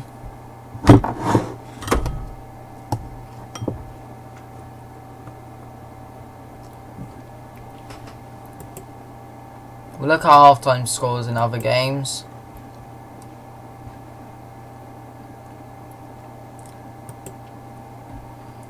So, Karabag 1-2-1, Ajax 3-2-all, Dino Zagreb drawing 1-1, Club Brugge winning 1-0, Red Star winning 1-0. Man United under 21s beating Rotherham 2-0. Chelsea under 21s beating Swindon 2-1. In non-league, it's 0-0 between Fly and Chorley. Harrogate winning 1-0. Wrexham winning 1-0. Bromley winning 2-0. Dover drawing 1-0 to Dagenham Redbridge. Halifax drawing 0-0. Maidenhead drawing 0-0. Notts County winning 1-0. Solihull winning 3-0. I'm going to have a look at the league table, see what happened in the first game for this. Barnet won 1-0. No, they're winning 1-0. Aldershot winning 1-0 and Yeovil winning 1-0. In the National League North, Telford winning 1-0. Alfreton winning 1-0. Guiseley winning 3-0. Altrincham winning 1-0. Hereford winning 1-0. Kings Lynn drawing 0-0. Leamington winning 1-0. Southport drawing 0-0. York drawing 0-0. And then Braintree drawing 1-0. Chippenham winning 1-0. Concord Rangers winning 1-0. St Albans winning 1-0. Dorking Wanderers winning 1-0. Dulwich winning 1-0. Eastbourne Borough winning 2-0. Hampton and Richmond winning 2-1. Hungerford winning 1-0. And Weymouth winning 1-0. I want to look at the National League table. Let's click on Notts County, wherever it is. It's a big team, they're winning 1-0. They're probably just going to destroy that league. But as it stands... Wait, did they lose their first game? They lost their first game, never mind. But Wrexham in the league. Barnet might also do well. We'll see what happens. And let's see who gets promoted to League 2 at the end of the season.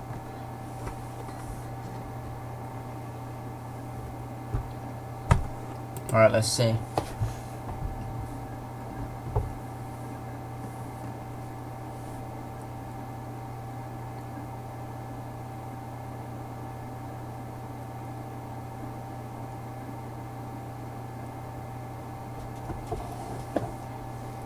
I don't know what to do now, to be honest.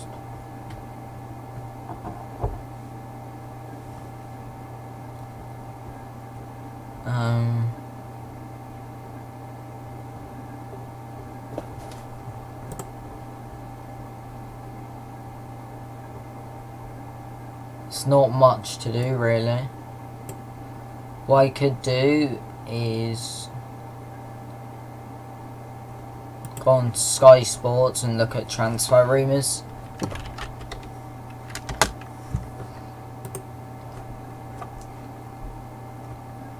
Because that's what we did when we had nothing to do yesterday or something. Don't know, yesterday or Sunday.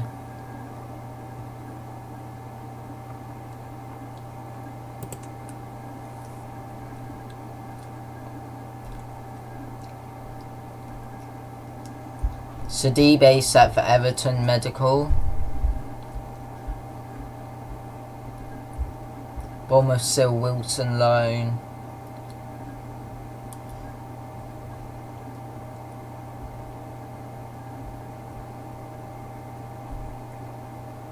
Hull keen on Hennihan or something like that.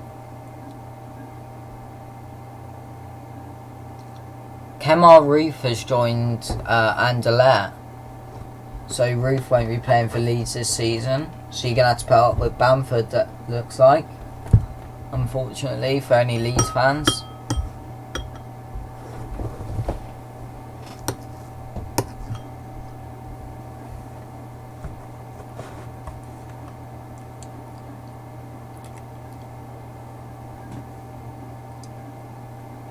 Danilo has landed in Turin.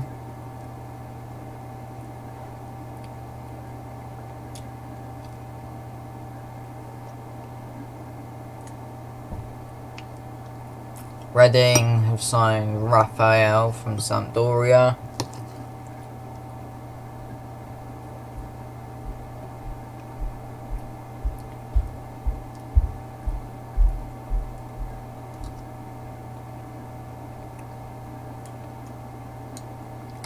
Everton's 36.7 million bid for Doucouré got rejected. Spurs favourite to sign Coutinho on loan. That'll be a big signing.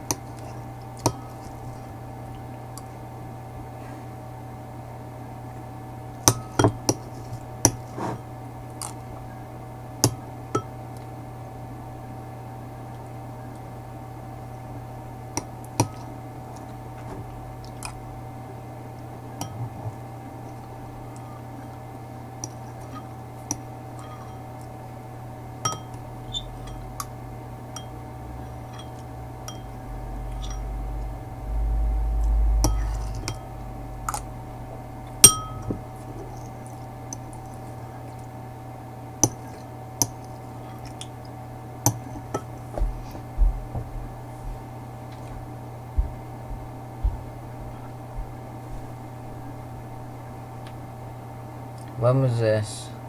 Alright, deadline day shuts for the Premier League and Championship at 5 PM on August 8th, which is Thursday. Are we actually seeing the game here, or is this just one of them clickbait streams which makes my blood boil? We're not going to be showing the actual game, but we're going to be doing commentary. We did it for the first half. Once the second half begins, we're going to be doing commentary for the second half. It's at the moment half time. I would show the game, but first of all, don't have Sky Sports, so I can't get that up. And second of all, if I did, I'd probably get copyright, so I'm not going to show the game. But it is on Sky Sports, so if you have that, you could watch it on there. But I'm only going to be doing commentary. At least it's better than half of these bot things that don't even show commentary. At least you put some like link in the description to it. I'll actually see if any of these actually work. Let's find out. So if we click this link in Google, it takes us to one of them stupid stream. Yeah, one of those things you have to pay for. So it is kind of a scam, probably.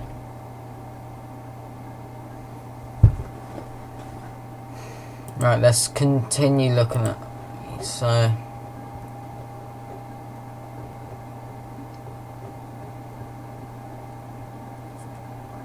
Cancelo probably will join Man City tomorrow. Danilo going to Juventus. Ruth has left Leeds, gone to Anderlecht. Harry Wilson joining Bournemouth on loan. And Sidibe will joining Everton tomorrow, most likely on loan. Spurs might sign Coutinho on loan apparently. I doubt that will happen, to be honest. Man United consider late Eriksen move. That won't happen either. No way Eriksen's going to leave Tottenham for Man U. I mean, if Coutinho joins, then maybe. I highly doubt that will happen. Let's go on Sky Sports, look at it in here. So Harrison scoring in the 30th minute, Close scoring in the 39th minute.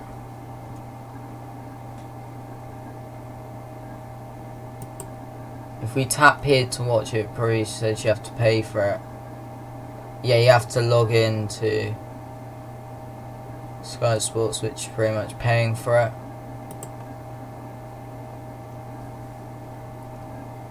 Alright, we'll show Pompey's opener. Hopefully we don't get copyright.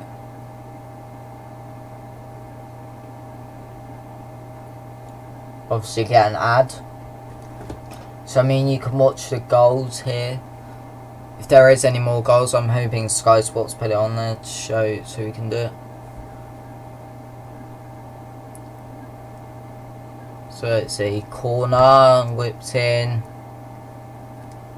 And it's headed in by Harrison. Did that go all the way over the line? Would they have got? I'm sure they'll have goal line technology at Portsmouth. Yeah, that definitely went over the line.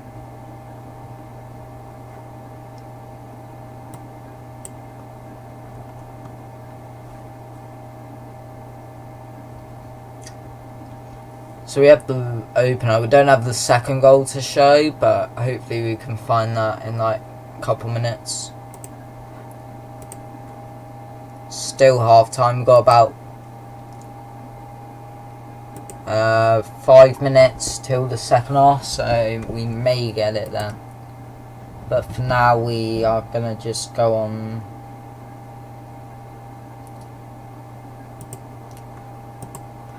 Not that. Where's BBC Sport? Probably here. Yeah, here we go. Delete them too. I need them.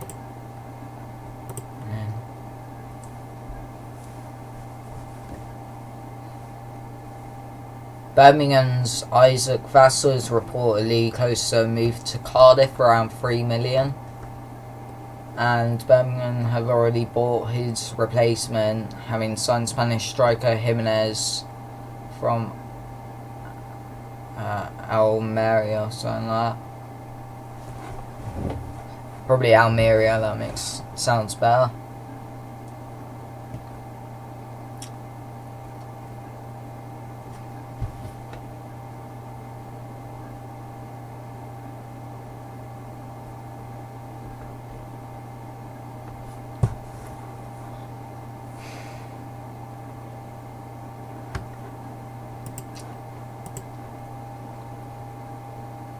Alright, this is the second goal. Apparently it was a decent goal.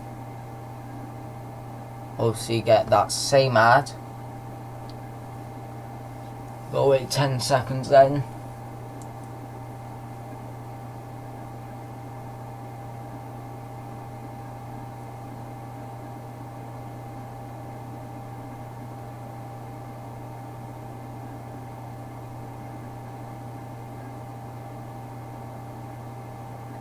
Well, that was... I mean, that's the video that's lagging, not my stream. It's an alright volley. The commentators, when they were shouting about it, made it sound good, but it wasn't that great. But second half's about to start, so we're about to put on the commentary again. If you are new to the channel and you want to see more live commentaries, subscribe to the channel and enjoy the second half, I guess. When goes down back, a very scrappy start to the second half. When the ball back, a very scrappy start to make sure that they don't get too complacent. 2 goals up, to make sure that they don't get too complacent. 2 goals up could deserve the advantage. Yeah, they've got the game in hand, really, haven't they? You imagine Kenny Jackett's. Yeah, they've got the game in hand, really, haven't they? You imagine Kenny Jackett's the weekend. That's cut another goal. Never a bad thing, I think, for a League One side.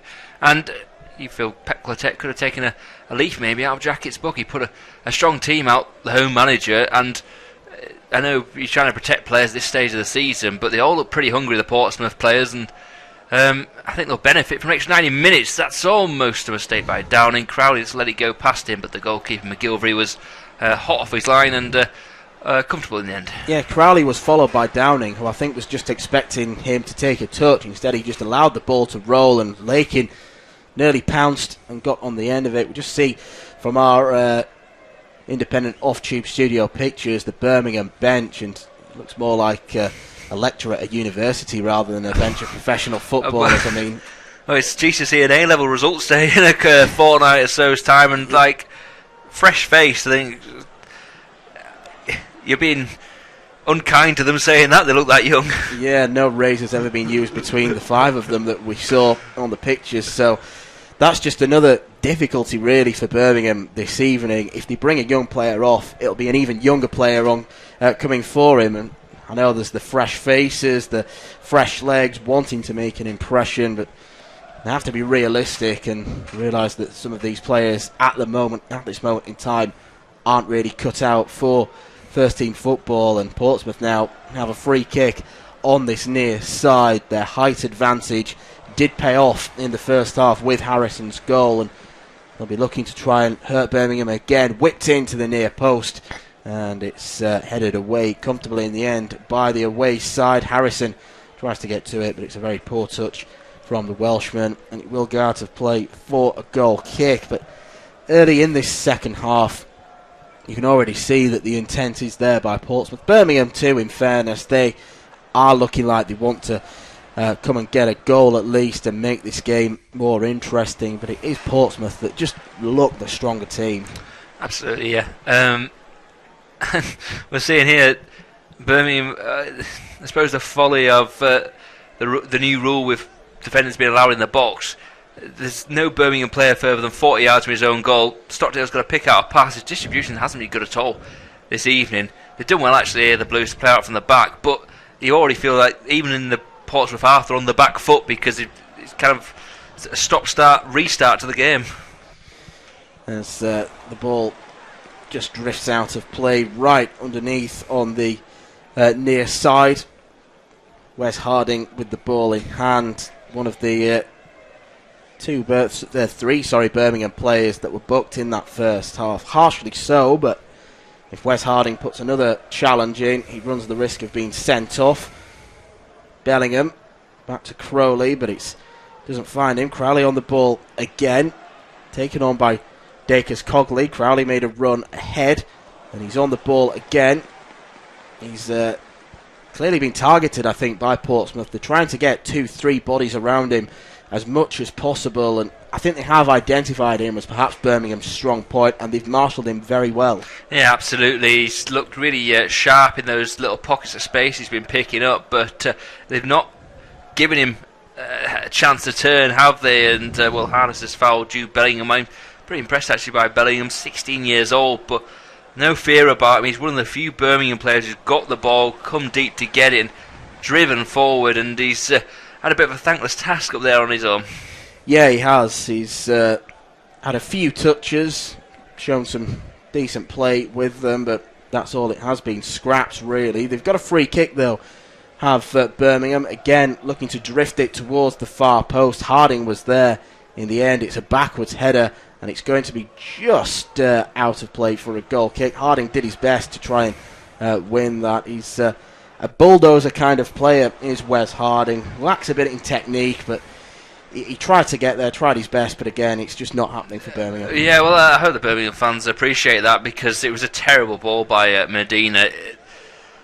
Harding was the last man of 5 or 6 black shirts who've gone up there, and it was over the top of him. It was only his real courage, I suppose, that made him follow the ball. It was just a nothing ball by Medina, who's just had one of those evenings on debut. He's picked up a yellow card. His passing, when it's been easy passing, has been tidy, but he's been reluctant to take on any sort of killer ball, and then he had an opportunity for a set piece there and delivered a poor ball that was nothing really. But Ben Close has got a great goal in the first half, just passes it out for a throw-in.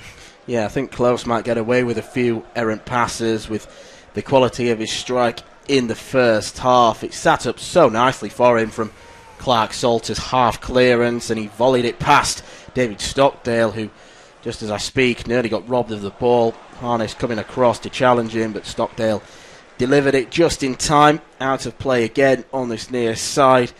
Dacus Cogley looking to get on with it quickly. Up to Bellingham, and Dacus Cogley again. Just seem a bit scared at the moment, though, to Birmingham to try and go forward. Well, and as well, because they don't have the numbers, I think, because Medina again gives the ball away in the middle of the park, and he needs to be careful as Naylor goes forward now. Yeah, Naylor with Medina. Medina's credit, he stuck with him and blocked the ball as it goes out of play for a throw-in on that far side. Portsmouth 2, Birmingham 0. Independent off tube studio commentary. Here is Walks. Not quite being able to link up with Marcus Harness. There's been a few occasions when they've gone for the 1-2 and Walks has been not able to get the ball back from Harness, whether it's been too heavy or not. Yeah.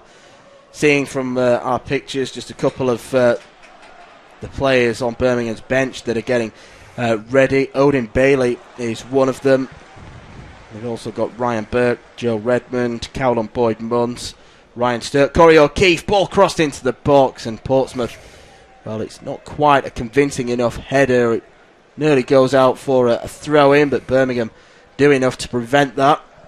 Here is Brown, though. Brown plays it down the channel. That's a lovely flick into the feet of Cannon. Left edge of the box. Back now with Ronan Curtis. Curtis dinks one towards the back post for Ellis Harrison, who heads it across goal. And Portsmouth have the third goal. They've wrapped up this Carabao Cup tie. I'm not too sure what David Stockdale was doing, but it was a lovely floated ball in, and Harrison plants the header into the back of the net. Yeah, it's been poor from balls into the box so far this match, hasn't he, Stockdale? And for an experienced goalkeeper like that, you want to donate in your 6-yard box. Great ball in by Curtis at the back post. There is Harrison. He feeds on that, doesn't he? Just going to see it again. Cannon finds Curtis, just drifts inside, has a look up, dinks it towards the back post. And Harrison, he's totally out of position, the goalkeeper. He just guides it back to where it came from, into the bottom corner, and a 3-0 to Portsmouth. The game has been wrapped up by Portsmouth. They've got the third goal, and it's Ellis Harrison with his second. Irish international winger Ronan Curtis on the near side dinked a lovely ball towards the back post. Harrison was able to out-jump Steve Seddon. David Stockdale will be really unhappy with his own involvement in the goal. He was caught completely out of position. It wasn't even a particularly brilliant header, but it went across Stockdale and guided it into the back of the net. Portsmouth 3, Birmingham 0. Yeah, and, well, I see Odin Bailey has entered the fray off for Dan Crowley.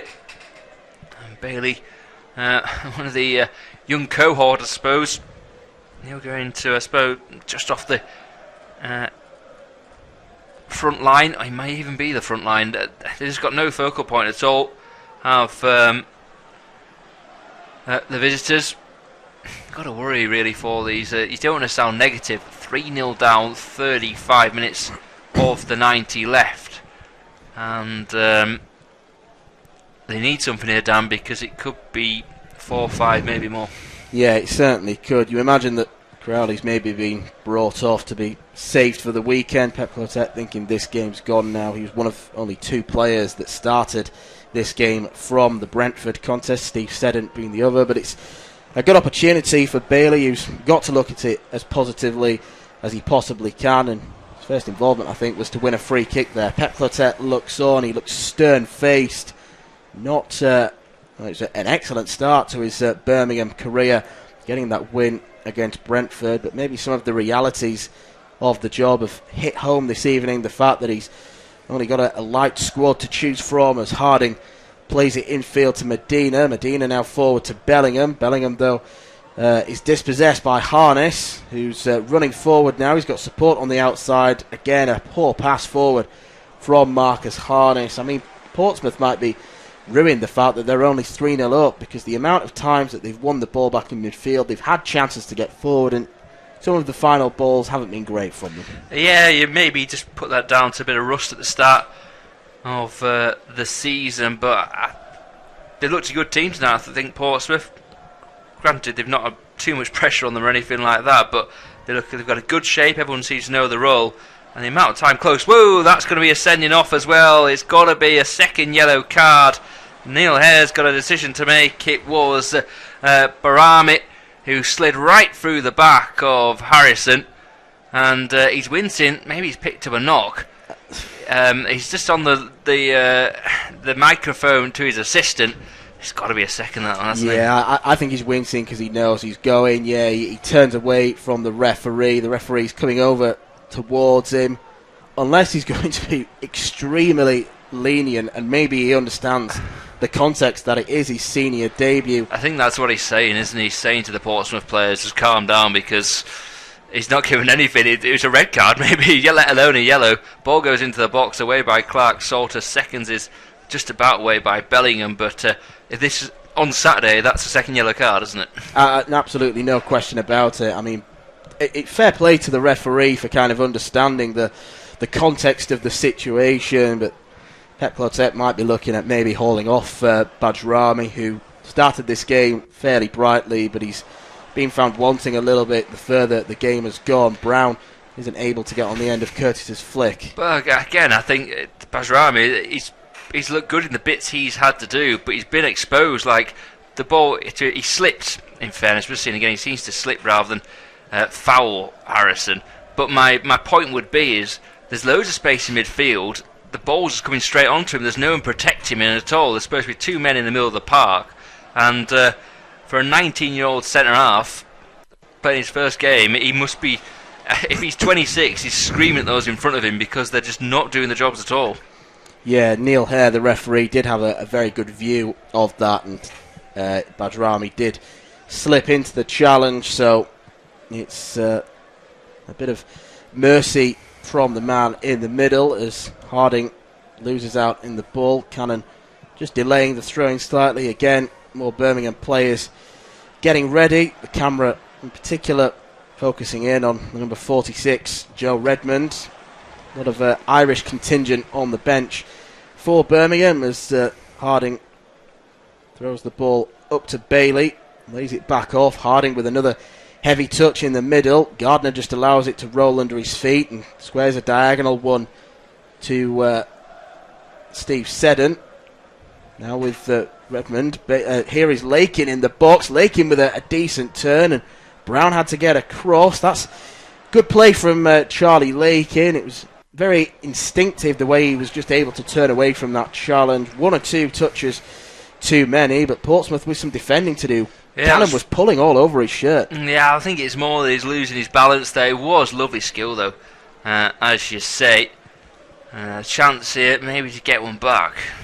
Yeah, corner kick for Birmingham now. It's delivered into the box and headed behind, and it's going to be a goal kick for Portsmouth. Clark Salter, the England under-21 man, the player that got the header on goal. And well, it's not a great start to his Birmingham career. He maybe would have thought he could have had a go at Chelsea this season with their transfer ban, but Frank Lampard deciding that another loan spell was perhaps the best move for him, another season in the second tier.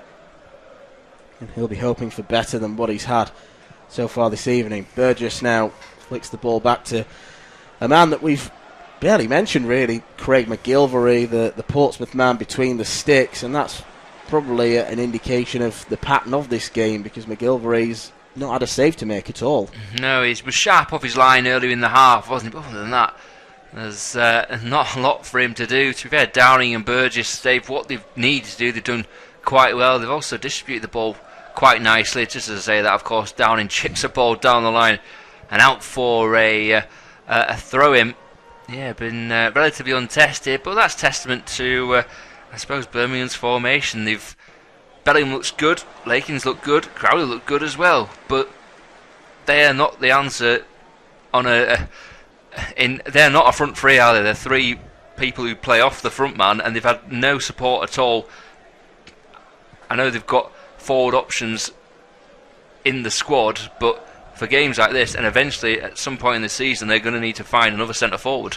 Yeah, I know he would have been very unlikely to play in this game had he still been here, but Che Adams leaving Birmingham in the summer, he was a source of so many of their goals last season, and that's going to be a very big void to fill. They've still got Lucas Jutkiewicz around the club, who is a focal point, target man striker up there. They've just not had that presence to be able to knock the ball forward and hold it up and bring others into play. It's just been a bit of a patched up side more than anything. They've just been asked to try and do as good a job as possible without really anything else. Here is Cannon now, left edge of the box. Cannon with some good feet, and then he looks to try and deliver a cross into the box. It takes a big deflection, and another corner kick for Portsmouth. Another corner kick. He's worked hard, hasn't he, Andy Cannon? His first start since January.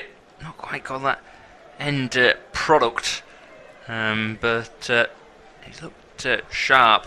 Just seeing the men against boys almost, isn't it? Just looking at the three or four Pompey players who look 2 or 3 inches taller than the men that are marking them. Yeah, quite easily, as Curtis, with a decent looking delivery, it flashed across the near post, and it did come off a Birmingham head, out for another corner on that far side. I don't know how many corners they've had now, but it must be double figures. Seddon just had a go at the assistant. I'm not quite sure why. It was clearly off the head of Craig Garner in the... I thought it was Bijrami also got a touch on it as well. So Lee Brown, he's been a bit hit and miss with these deliveries, but underneath the crossbar, David Stockdale looks in all sorts of trouble. Well, Cannon's in a lot of space in the box, and he tried to find him with the low delivery. It doesn't quite go to him. Portsmouth, with some luck, will they get a strike on the edge of the area? They don't quite. Harness tried to take over, but Birmingham just haul it long. Anywhere will do for them at this stage, because conceding a fourth will just dampen the mood even more for the young Birmingham players, and then that's when it starts to get a little bit embarrassing for the side. But Portsmouth now well back in their own half. I suppose Portsmouth now, they can afford to coast through this game in second gear almost. Yeah, it'd be interesting to see who Kenny Jackett decides to take off when he does start to make changes. I think someone like Ben Close will probably get the 90, not always a regular in the team, but I'd be probably tempted to take off a Ronan Curtis or a Marcus Harness, give someone else a bit of a run. They're going to be two key men as they hunt promotion this season. Here is Cannon now. Cannon gets away from his man, and then the ball is fed inside to Ben Close. Now Burgess. He's able to step forward from defence. Burgess's ball into Harrison, who's looking for a new lease of life. One season at Ipswich under Paul Hurst initially, and Tractor Boys had a terrible season which led to relegation. Here is Harness, and again another ball. Can Close get a second goal this time? The angle just went against him. He tried to cross it instead. Harding jumps up for the challenge. It will fall now to Harness. Can Ellis Harrison get a hat-trick? It's parried out, and Lee Brown smashes it into the side netting. An absolute mess for Birmingham. They just could not get it clear. Harrison came close to a hat-trick, but it all comes down to Birmingham shooting themselves in the foot. Yeah, it was just ball watching all round there for Birmingham, wasn't it? Lee Brown got a score there, and he just tries to put his laces through the ball, maybe a bit more finesse, and he scores. But Harrison, I don't know if it was good anticipation or just pure luck, he found space at the back post. There wasn't a Birmingham player in sight almost. Fantastic save by Stockdale. So scrappy from the visitors. Brown now. He'll be smarting a little bit after that missed effort. Curtis tried to flick an effort over his head, but it doesn't quite reach the intended target. Curtis is offside anyway. Badrami now. Diagonal ball, and it's poor, and it's straight out of play. And Birmingham, the struggles continue for them. Cannon now. Cannon back, and Downing, another man that we've not really mentioned, just because Birmingham haven't been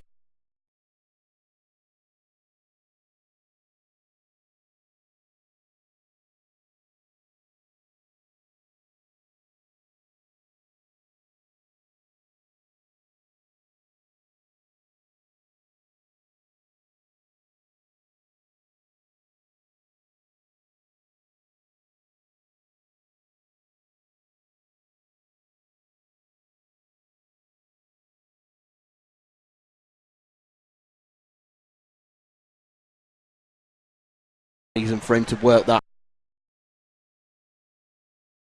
but he's doing his duty for the team. He's probably thinking about what I'm going to do on Saturday afternoon. I think he wants to get the shirt, doesn't he, against Tranmere. He's played really well tonight, actually, and £450,000, pretty a decent amount of money, but Ipswich, this may be a season to rebuild. I'm surprised to let him go, really. Yeah, bearing in mind a lot of their signings at the beginning of last season were from League 1 and League 2, so they've got experience, but Ipswich's loss is clearly Portsmouth's gain. They've got 2 goals out of Harrison this evening. Curtis nearly delivering a fine pass down the channel for Brown. Bailey gives it away. It's just absolutely relentless from Portsmouth at the moment, and relentlessly bad for Birmingham, the fact that they're just not able to keep the ball as often as they would like. Bailey looks lost up front on his own. Bellingham's starting to drop back deeper, as is Lakin, and Portsmouth just toying with them now, it seems. Yeah, you're feeling a bit sorry for Bailey there. What have his instructions been? Just kind of go and run around a bit. It's like there's no shape to the Birmingham side. What can Bailey do on his own against Burgess and Downing, who both probably about 6 inches taller than him and probably got 3 or 4 stone? He's got absolutely no chance, and he's not getting any service.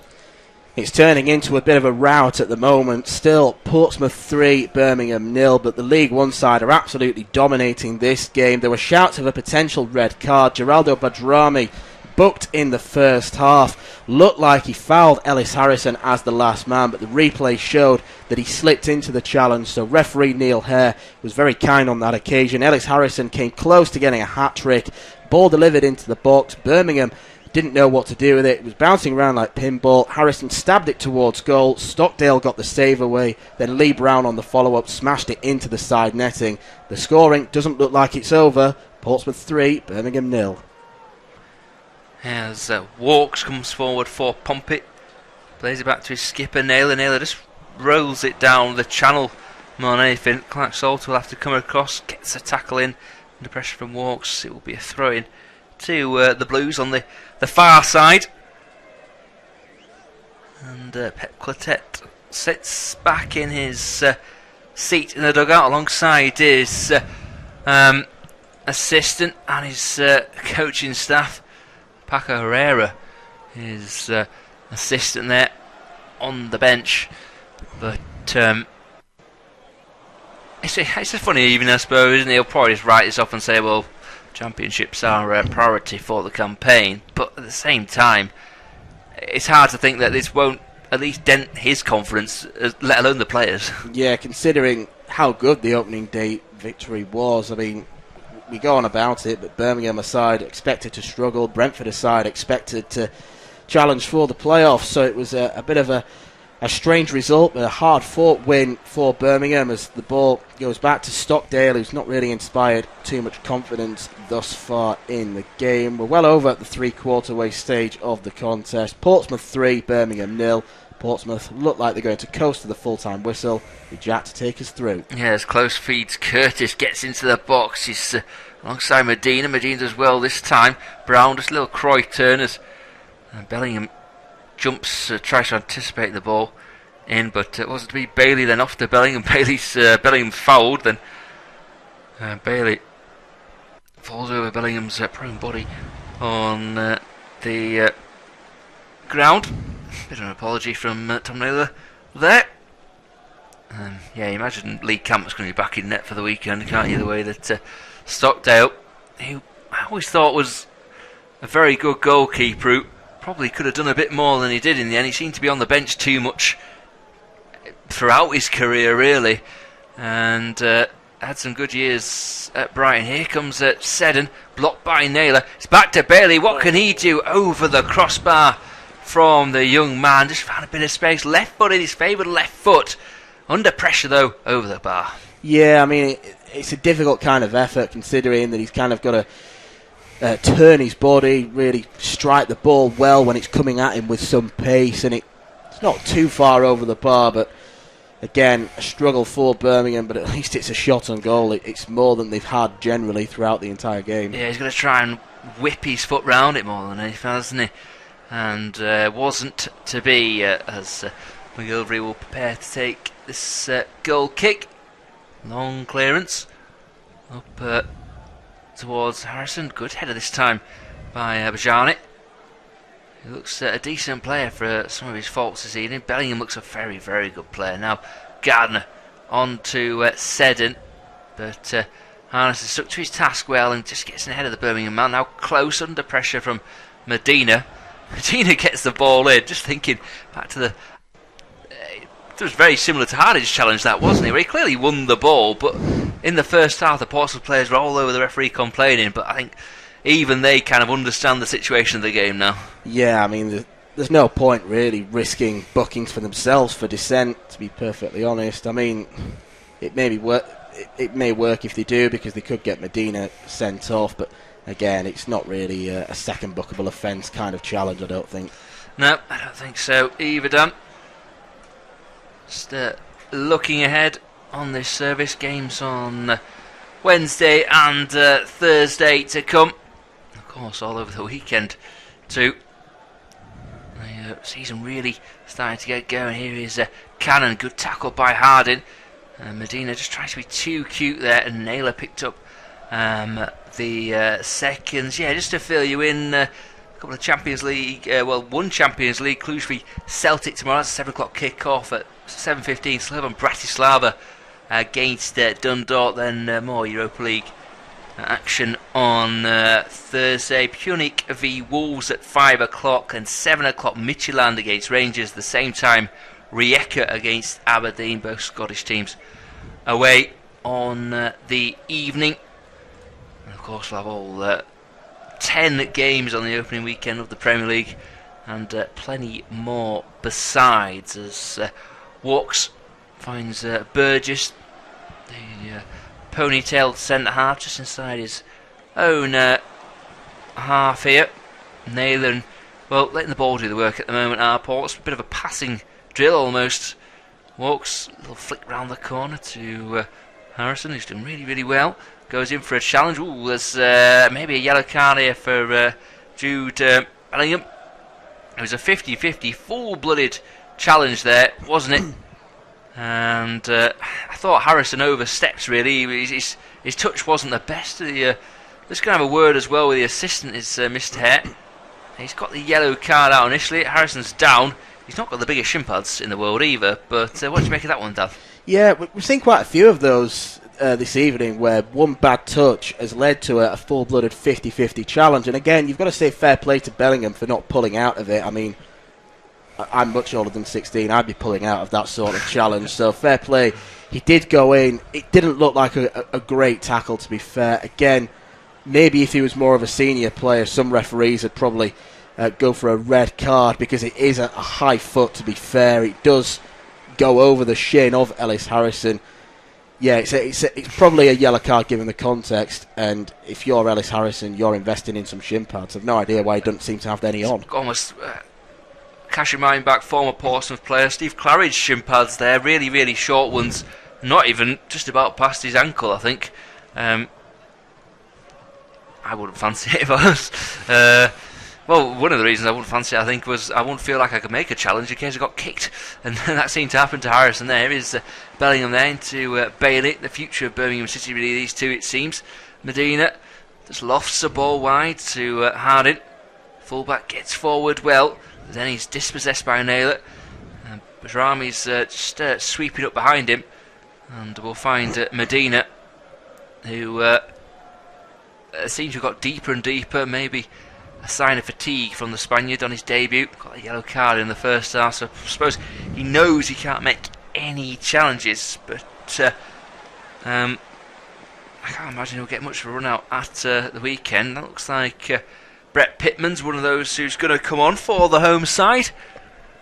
I didn't quite catch a glimpse at the second player. It does look like a double substitution, and I suppose just get a bit of extra time in Pittman's legs.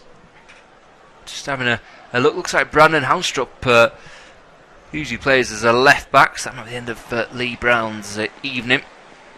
They can just rest players at will now. They could afford to take Harrison off. He'll get his round of applause from the crowd. It always psychologically boosts you when you get that. Pittman will come on and probably hold the play up a bit better, link it up. You're exactly right. Lee Brown's coming off again. Another player who is expected to play an awful lot for Portsmouth this season, so they may as well rest him whenever they possibly can. Houndstrup, give him a run out, and Brett Pittman about to make his way on the field as well. Yeah, the 22-year-old Houndstrup coming on at left back then. Pittman comes on for Harrison, who's played really well this evening, and gets the round of applause. Looks obviously disappointed to go off, but probably be the man of the match, Don, I think. Yeah, I mean, he's got the 2 goals. He's contributed the most. He's maybe going to be a bit disappointed he didn't get the hat-trick or hasn't been allowed to stay on the pitch in order to get that, but it's so early in the season, shouldn't really be thinking of that. And Brett Pittman, a great option to bring off the bench, certainly a much better option than what Birmingham have got on their bench. Yeah, absolutely. As he gets his first touch, ball back to Houndstrup, and then a full-blooded challenge. Pittman's caught a knock there off Bajrami, sorry.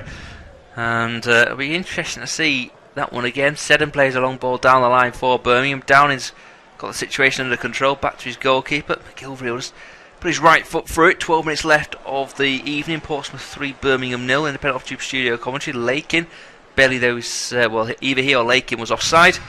And the move breaks down. But when you mentioned the risks there, Pittman seemed to be on the wrong end of not necessarily a malicious challenge, but just a full-blooded challenge. And you did worry when he went down clutching his right ankle.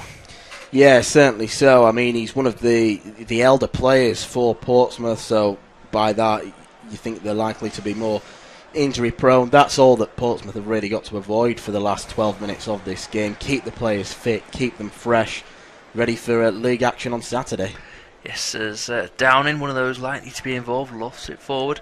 Pittman's up there and just holds himself against the defender. Looks like we're going to see another Birmingham substitute, Pep Clotet. Just looking at the gestures he was making, it was kind of like he seemed to circle a couple of times as if like just run around a bit. It didn't seem to be like go to left or right. It's just like go around in circles. Yeah, that's probably all they can do at this moment in time. There's no point telling him to stick on certain men because it's just not going to happen for Birmingham. Couldn't quite see who it was, and Birmingham do have a free kick around 35 yards out. Craig Gardner stood over it. I think there's very much a temptation for him to shoot. Probably won't be the best of choices at this stage. Consolation is probably all it's going to be for Birmingham if they pull a goal back. Yeah, 10 and a half left. Medina's there.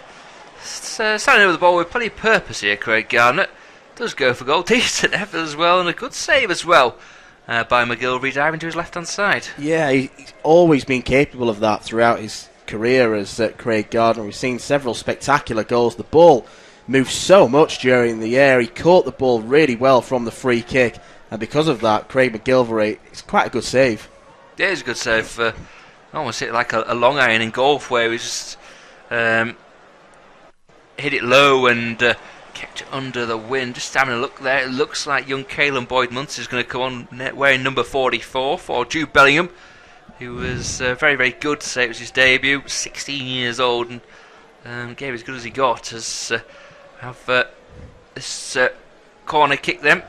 Medina doesn't beat the first man. Although Pittman is, in fact, not Houstrup, will be disappointed there. His header goes out for another corner kick.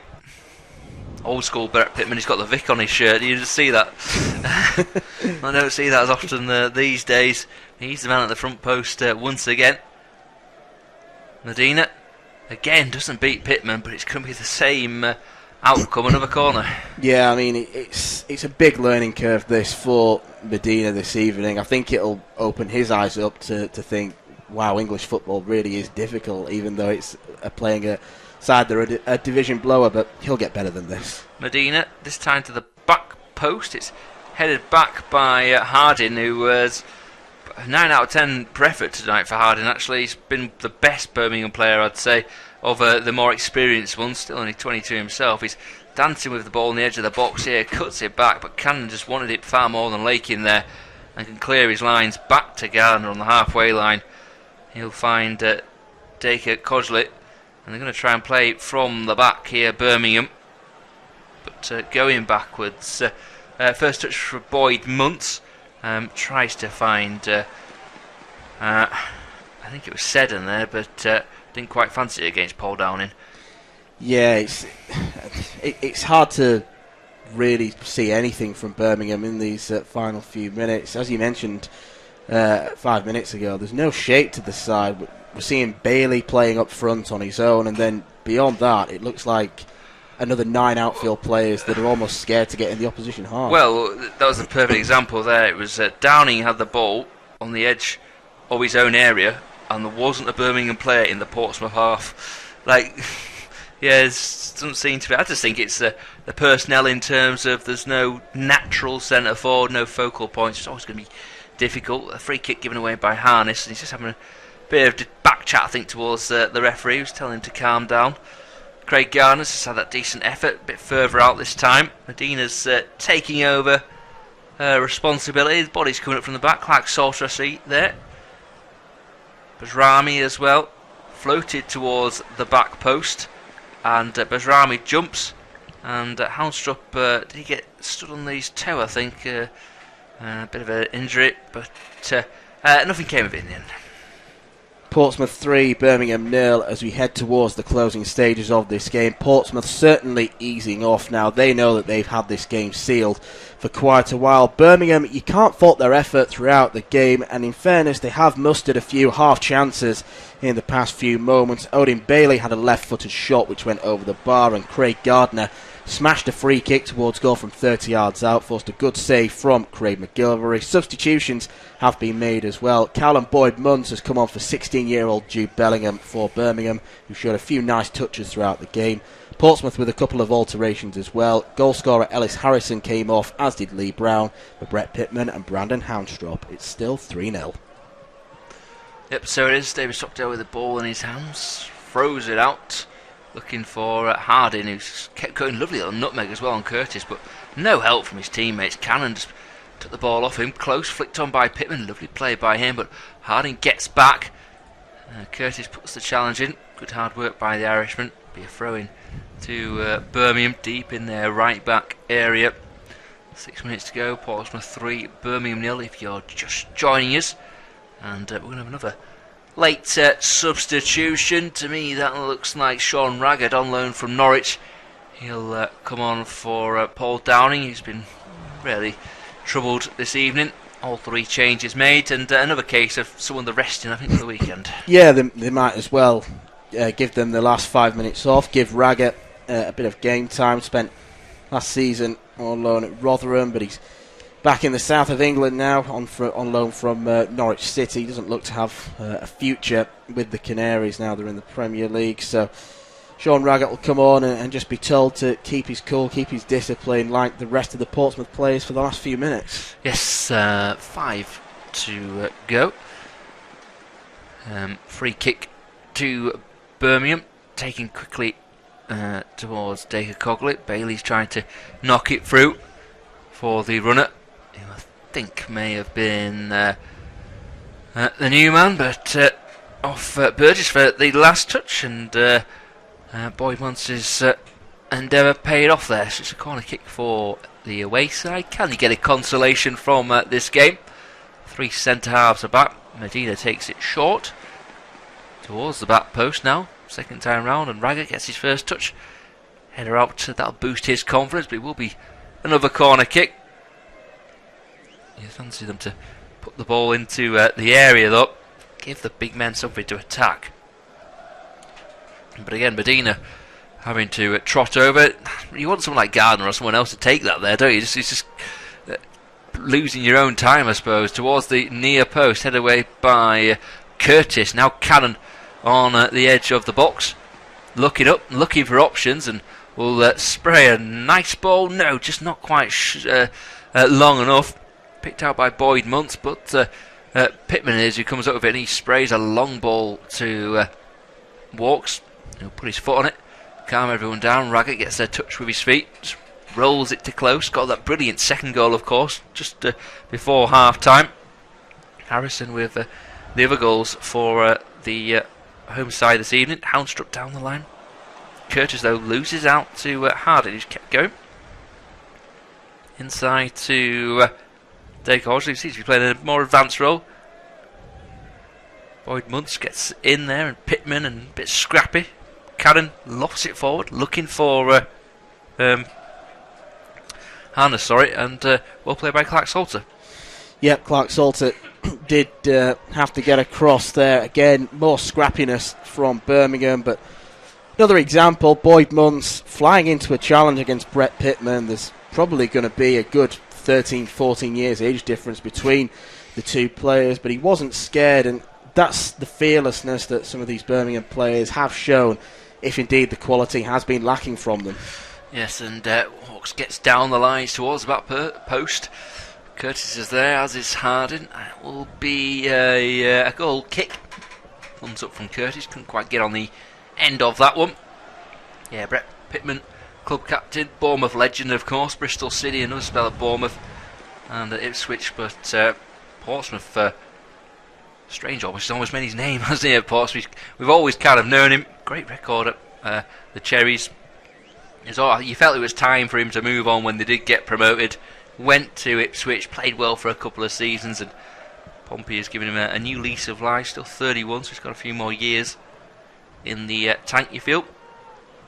As Burgess will roll it back to goalkeeper McGilvery, who plays it away with his left foot. And is glad to have a touch at the goalkeeper. He's been pretty untroubled. As a free kick against Pittman, fouled by Rami. It looks like one for the future, but has looked a bit raw at times this evening. In a league game, he probably would have been sent off for a second yellow card, but Neil Hare, the referee, gave him the benefit of the doubt. And, on his senior debut, it wouldn't have been great to be sent off, I don't think, and maybe Mr. Hare took that into context as Clark Salter finds that's Boyd, and then there's a foul in the middle of the park there. And it'll be a free kick to Birmingham. Into the final minute we tick, and I think Medina's night might be over. He's either getting the ball. No, he's not. He just looked like he was going to. Sorry about that. He looked like he was. He kind of looked to the ground, shook his head as if he was going to go be substituted there, Dan. Yeah, and he looked like he was jogging off in a manner that he couldn't get off quick enough, which probably isn't the greatest sight to see. But yeah, he was just recovering the ball. Birmingham have one change left up the sleeve. They're probably not going to bother making it now, no real point as we drift towards the full-time whistle. But Kenny Jackett, looking back at this game, I think the professionalism of the performance will have pleased him most. They'll have got the team sheet from Birmingham an hour prior to kick-off. They'll have seen as that Gardner has a strike, and it's a one-handed save tipped over the bar by Craig McGilvery. Again, Gardner unleashing, that's his third shot from range I think he's had during the game so far, trying to do it on his own to get a consolation. McGilvery tips it over, another good strike, and Birmingham perhaps with a late flurry. Yes, and you mentioned Portsmouth there. It's been professional, hasn't it? They've been cruise control, really. They've just done what they've needed to do. They've set about the task well, as Medina's corner kick goes over everyone, out for a goal kick. 3 minutes added on. I imagine we'll have played the best part of the first before McGilvery takes this goal kick. Medina again, disappointing evening on that yellow card. A disappointing all round for Birmingham, but they've got a bigger fish to fry, I suppose. Bristol City at home on Saturday for them. Tranmere on their own patch for Portsmouth. Lost in the opening weekend. They'll be, I mean, on the back of tonight's performance, pretty confident they can get some points on the board. Yeah, certainly so. They've been very good this evening. They've not had to be outstanding, but again, it's doing what you need to do to get over the line. And a 3-0 victory, comfortable for them on paper, and it's been comfortable for them in practice. Birmingham really put them under any sort of trouble. They've been able to give a slight rest to the likes of Harrison, Brown, Downing. Some of their big hitters haven't played either. The likes of Marquise and Gareth Evans has sat on the bench for the full game. So a perfect response, really, to losing the opening day of the season. Yes, and you mentioned those players. Like, it's such a deep squad, isn't it? And I think you look at the players they've got, the level of players. A lot of them have played a level above or are pushing the likes of Curtis, who I think a few championship teams will have looked at him over the summer. They're going to be there or thereabouts come the business end of the campaign as they roll the ball around. Almost rolling, waiting for time to elapse, but that was a foul by Naylor, the skipper. And Birmingham just don't know if I could get on with it quickly. Decent ball over the top to Dacre Cogley. I think he may have been offside, couldn't bring it down, and into the hands of McGilvery. Yeah, again, you can't fault Birmingham for the effort this evening. They've tried very hard to compete. It's just not happened for them. They've been bullied by the stronger and more experienced of the two sides. Dacre Cogley's made a lot of mileage from that right wing-back position, as has Steve Seddon over on the other side, but to no avail. Yeah, no avail at all. And Pompey, as we enter into the final seconds of the game, moving forward again. Pittman, Cannon overlapping run by Houndstrup, gets there ahead of Clark Solder. He's into the box. Houndstrup didn't quite fancy the cross on his right foot, cut back onto his left. Clark Solder stuck to his task though. Now Burgess, nice skill to get away from Bailey Rowd will go for goal as well. He deflects off of Garner into the hands of David Stockdale. With that 3 minutes has elapsed, I think this will be the last touch of the game. Yes, Stockdale has the last touch. Neil Hare calls time on a game. That's a brace for Harrison for Portsmouth, complemented by Close's brilliant volley just before the break. 3-0, convincing victory for Portsmouth.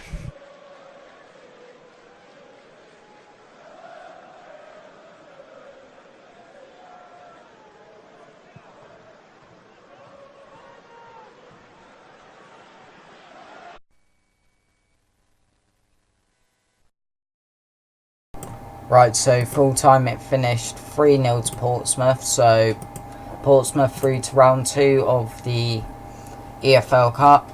Birmingham, the first team to get knocked out. If you're new to the channel, hit the subscribe button because I'll be doing loads of live commentaries. Most likely I'll be doing a Portsmouth one in the next month.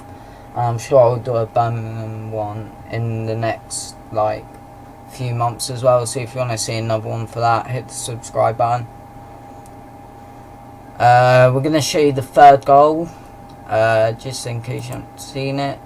We've got it here. And then we'll look at the match stats and I'll go through what games I'll be streaming next on my channel.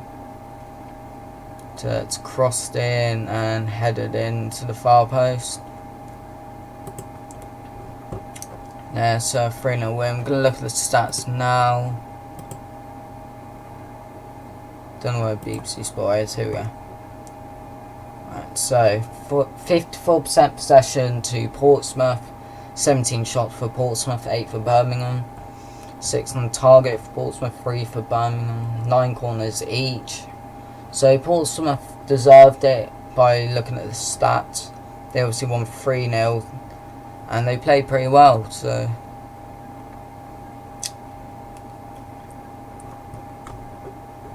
they'll be in the next round. Birmingham now can focus on the league. So I guess it's alright for both teams. But if we look at scores and fixtures, tomorrow we're not going to be doing a stream. We're going to do a video tomorrow. Don't know what the video is going to be. I'll do I have no idea. Maybe like ranking championship kits, potentially, something like that. We'll have to wait and see. Thursday we're going to do a stream, start at around 9:30 and then do it till around 5:15. Doing a transfer deadline day live stream, so letting everyone know the rumours and stuff happening on transfer deadline day. Friday we're going to put up our Premier League predictions in the morning, then we're going to do live commentary for Liverpool Norwich. Saturday we're going to do live commentary for West Ham Man City, Palace versus Everton, Tottenham versus Aston Villa, and then Sunday Leicester versus Wolves, and then Man U Chelsea. So lots of commentary for this week.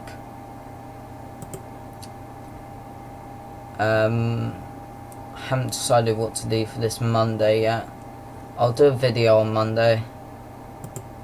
I don't know what the video will be yet, but you'll have to find out then, I guess.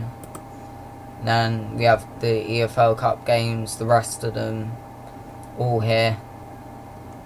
Probably going to do Leeds Salford for that commentary, but that's going to be like a while now until then. Thank I just make that.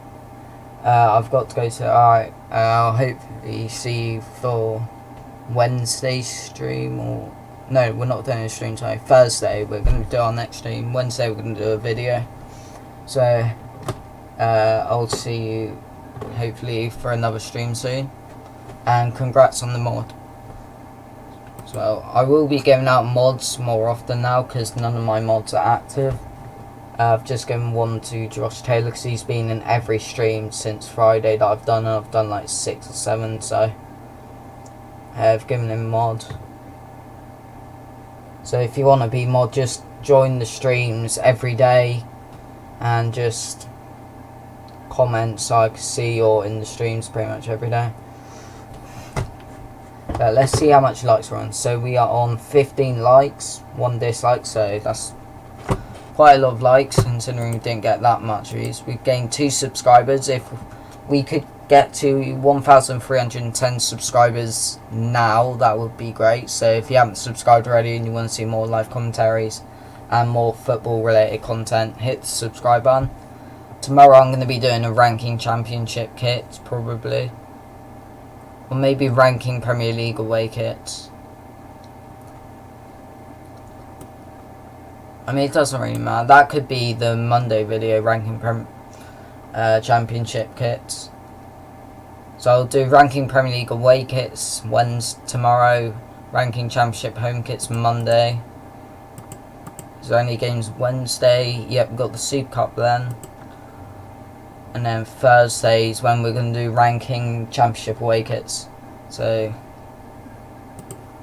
if you want to see that, just subscribe, so then you can find the things in your sub box. But I'm going to end the stream now.